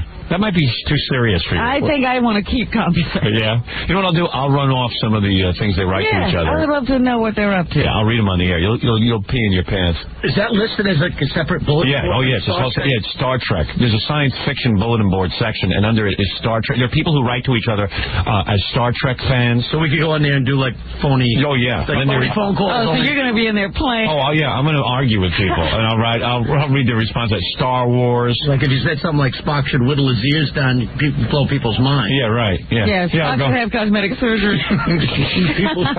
Computer would explode. the other day I was reading the Star Trek bulletin board on Prodigy, and there was some lunatic on there suggesting that Spock's ears were somehow inappropriate for the show. I mean, how dare he? How dare he? All right, let's take a break. When we come back, I want to talk about the Olympics and some stuff and take some phone calls and some other cold junk. Well, we must thank Ponce de Leon. Yeah, good job, Ponce de Leon. Also, Joe Piscopo, we will be speaking with him.